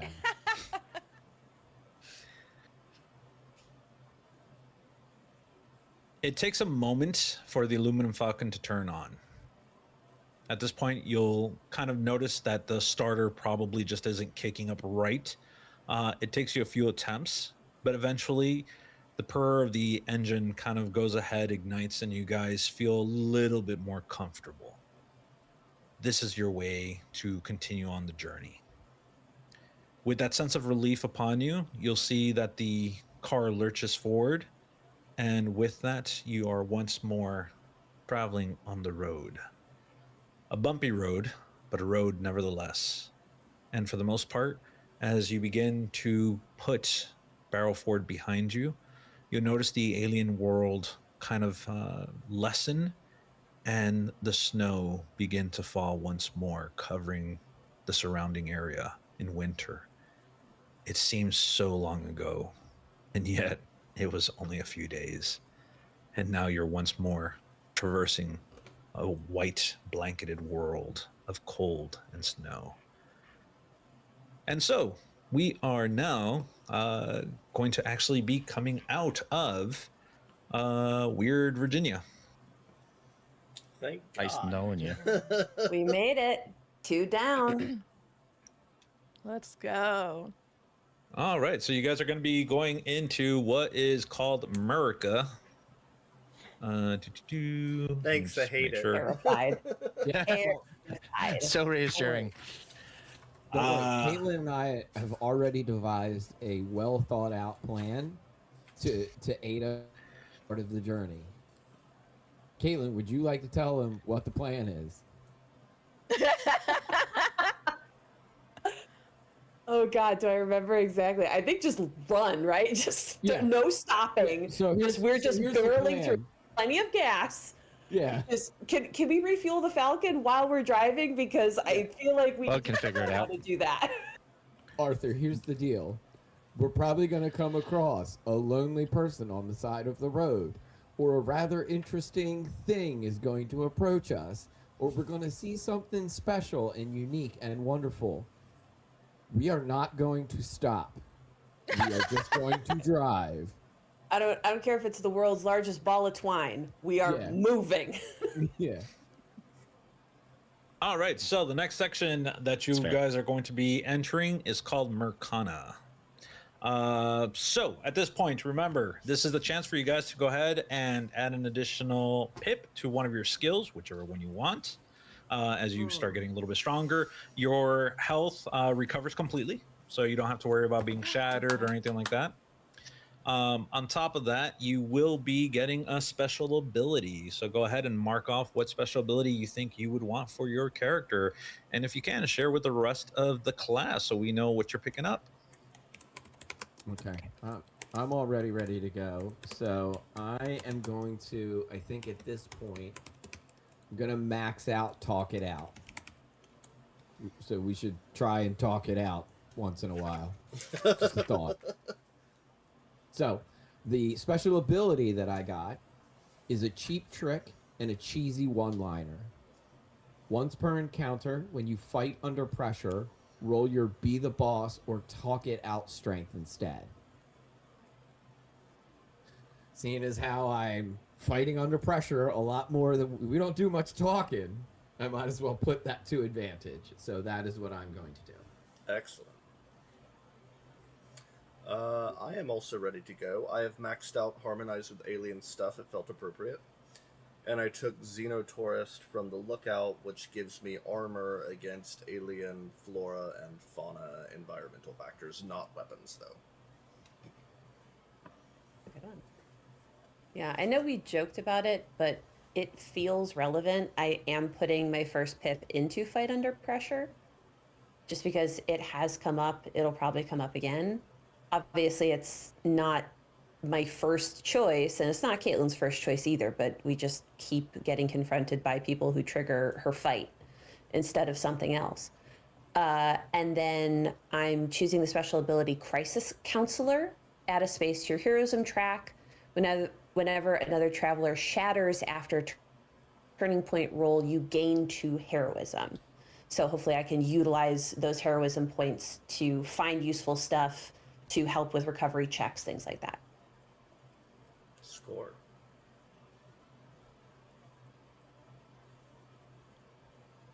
I have a question. I have one called Tinker. It says during the travel phase, distribute 2 ticks I'm on any of your slow project clocks. What are the slow project clocks again? The like working on the car. You right now have a clock that's been working on the sensors of the car, and it's at Yeah. 3 slices out of 4. So if I were to use this, um, it would a tick would be like a slice, like I would fill it up faster. Correct. Oh, okay, okay, okay, okay. Then I'll do this. Awesome. So yeah, so you can finish the sensors and put one into another project and then still get to roll for it. So you could add up to 2 more depending on how good your roll is. Okay, perfect. I'll do that then. So that means you can literally prepare that shoddy launcher for Arthur so that he can Yeah, just like look yeah. like a badass. Yeah. That's all I'm talking about. Yes. Don't Yeah, even we fix don't need the- to add the RV. We don't need to add the RV upgrade. We don't need that. Who needs that? Man, I might change my my special ability choice if the name of the game is looking cool. I might just need to be witnessed. So I did take another pip and drive the car, just to keep that good and kosher. And then I was gonna take rally driver just to be extra certain on the driving. Which is while driving, you can inflict damage on your own vehicle to either disable an enemy land vehicle or of your size or smaller, or drive successfully through normally impassable obstacle or small area. Very nice. I was looking to And I get also behind me, put given everything, but oh, sorry, go ahead. no, you finish. But I don't know. It right now, like it's got a heavy cost for what it does give. So, um, unless I read it wrong, hang on. You know what? You go say what you were gonna say, and I'll read this real quick, and then make myself look like an idiot when you're done. No, it was quick. I just missed. I put my pip in sneak around. Yes. I gave you 3 seconds. You know, I did read that wrong, so I will switch. I will take get behind me since I already increased drive the car pit. And that is once per encounter, you may take 1 harm and choose up to 2 members of your caravan. As long as they remain within arm's length, I gain 1 armor and take any harm they would have taken. Oh, okay. Yeah, that is a good one. Mm-hmm. I'm gonna be honest with you. I understand what it's saying, but you gain 1 armor. I feel that you're gonna be using them as meat shields. Hey guys, I get know, in right? front of me. No, because originally I read it. Bug, I come read here! it And as, just throw Bug in yeah. front of you and just have a look. Originally, I read it as they gain armor, and I was like, well, that's kind of fucking weird. Like, I'm being heroic, and they get armor too, and I take their damage. What the hell is this? But then I read like, oh no, I get the armor. Okay, which is I get a bug shield. That's terrible. Also, a clarifying question. For the 1 die for the mysterious box, because Caitlin took it, she now has it. Is that right? Well, Caitlin has the box. You're the one that has the bonus. Ah, I have the bonus. Okay, can you go over the bonus again one more time? During the next scene in which you have to roll, you get to re-roll 1 of the die. Oh, okay. Yeah, because you just feel Got it, very, thank you. you feel very happy, and it's just like, hey, I'm very positive about what's going on in my life. Anyways, pizza Okay. people. And get you Pizza. down. Pizza sounds Pizza. so good. I immediately All went and ate a piece of pizza on the break. I'm not Actually gonna lie had to you. pizza for dinner today before we even started. For sure. That's crazy. All right. So, at this point, you are going to be traveling along the road. We still have to go through the travel phase, but before we set that up, because we're coming to a close very soon here,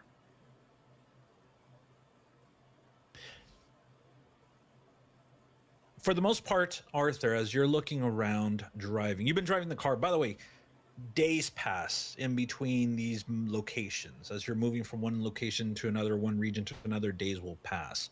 Time passes, and for the most part, Your relationships grow a little closer. You become a little bit more bonded. Again, you recover, you gain health, you become a little bit better at what you are an expert at.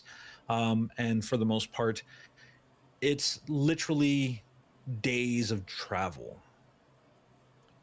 You'll probably pause here and there just to take a break to kind of stretch out your legs, but you're driving through nights where blizzards are taking over. You're driving through areas where the road is contorted and broken, perhaps a remnant of the war. It's all these things. And so it's just like after a while, you become almost numb to these aspects of your journey. At this point, as you break into Mercana, the town had that green sign denoting the fact that the township of Potter's Dam was actually coming up. You probably have never heard of Potter's Dam, and if you have, it's probably a small town, doesn't really have much going for it. But it's the first sign in a long time, and perhaps here you can take a break from the driving, maybe restock, resupply, look for individuals, look for anything, kind of get a break from the monotony of driving. As you begin to approach Potter's Dam, getting off of the off ramp towards this small little town, it looks almost like any Midwestern town. A lot of buildings made of brick. You'll see that few of them still standing and intact, some boarded up, kind of demonstrating the fact that the people who were living here either feared the alien invasion or probably were trying to do the best that they could to survive afterwards. But like most towns that you guys have been to, life, human life, is often difficult to find. Arthur, you're driving, grasping onto the wheel of the car. Your companions are around you, talking or relaxing, being quiet, looking around, trying to notice things. You turn down the main alleyway, the main thoroughway through this town. At this point, you're going to see buildings rising up on either side, and again, it looks like any other American town, Midwestern American town. I need a... Let's go ahead and do for me. Drive the car.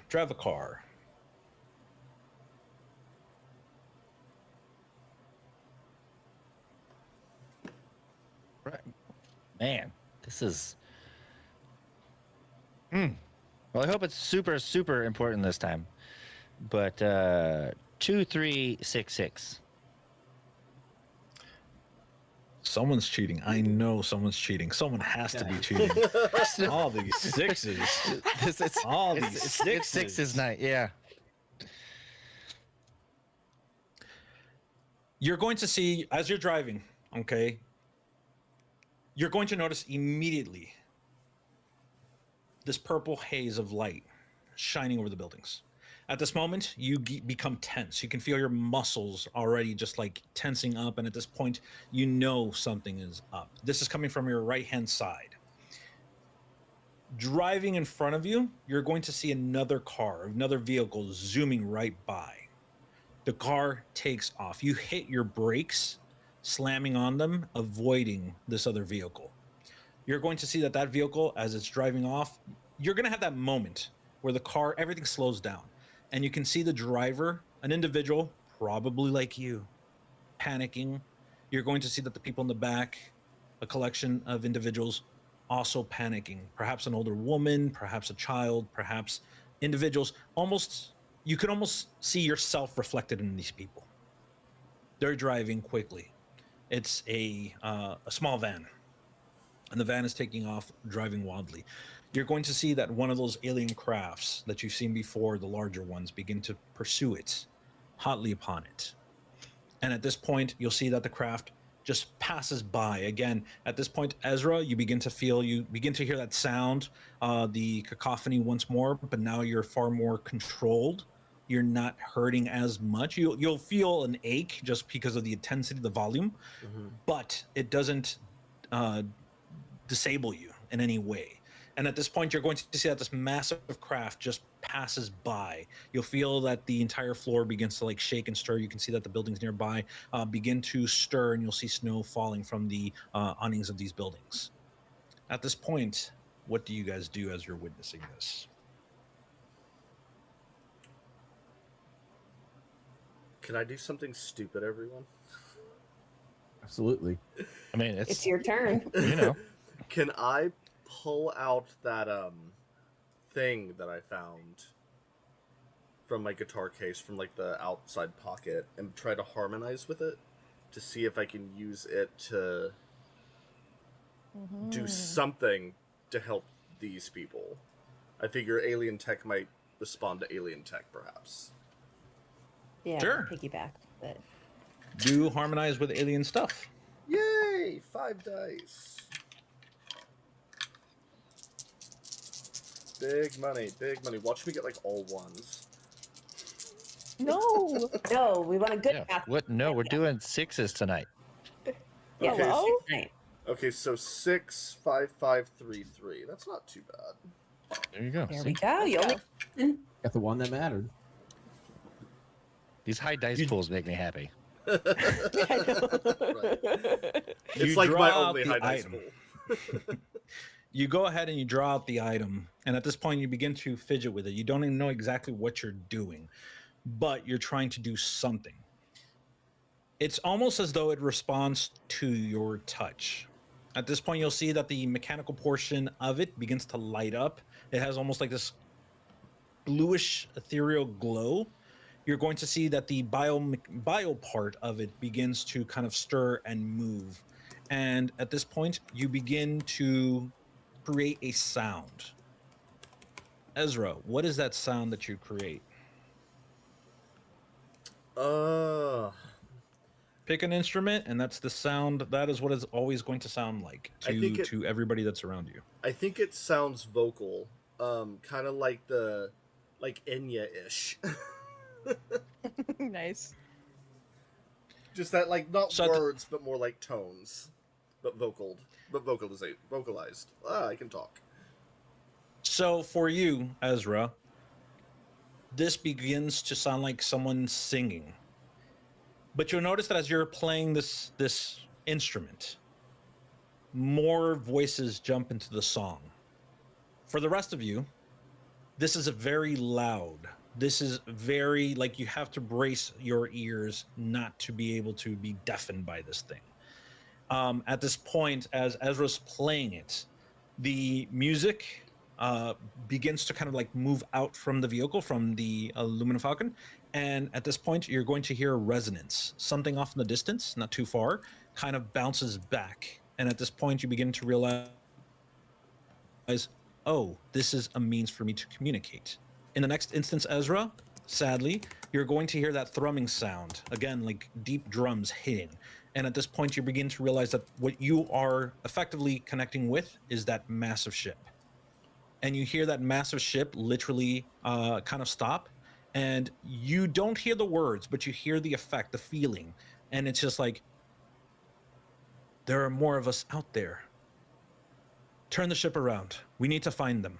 And at this point, off in the distance, you can hear the sound of the drums kind of pick up again. And at this point, they're going to begin to get closer and closer to you as they're trying to zero in on your sound. I turn it off. Or try to turn it off, I'm assuming. I don't know. As I realize what's happening. So as soon as Ezra drops the instrument, it goes silent once more. You guys can actually hear again, and again, you're not being deafened. But Arthur, you definitely are going to notice that that pinkish light or purplish light heading in this direction at this moment. Sir, I don't You're going mean to hear- alarm you. What are my road You're options? following us.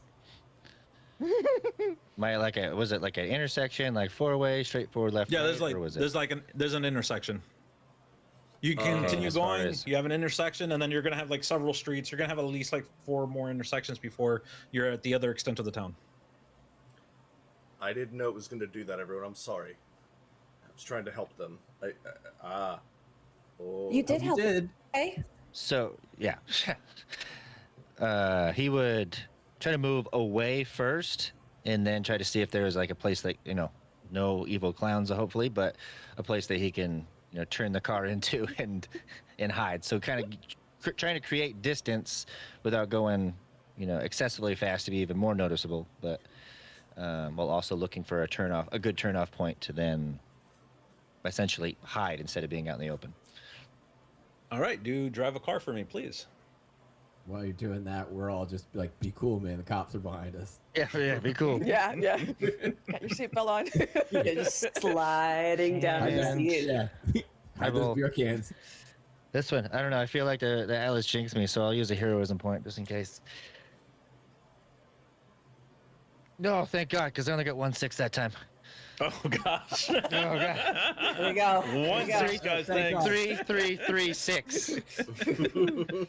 Only 1-6 this time. Only one. 3, 3, 3, 6. Because wow, why not?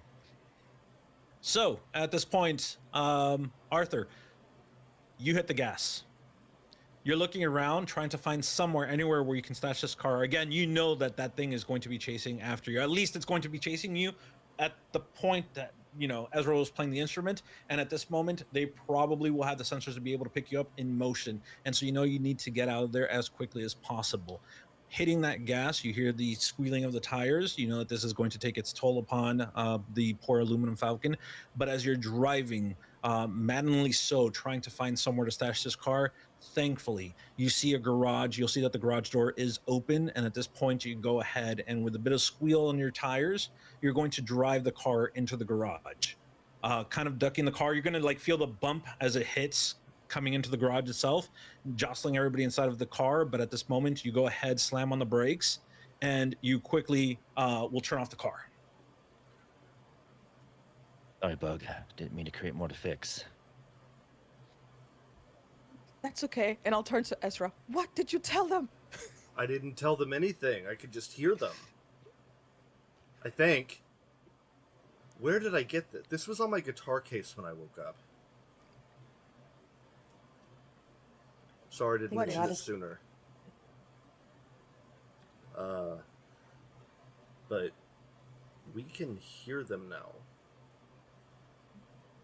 I don't know how far it goes. But they At least said that far.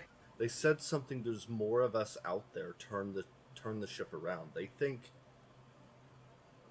they're looking for more of them.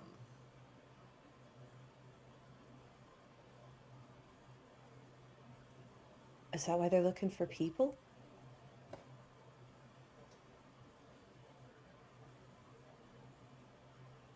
While you are all attempting to figure this out, I'm going to jump out of the car and can I pull the garage door down?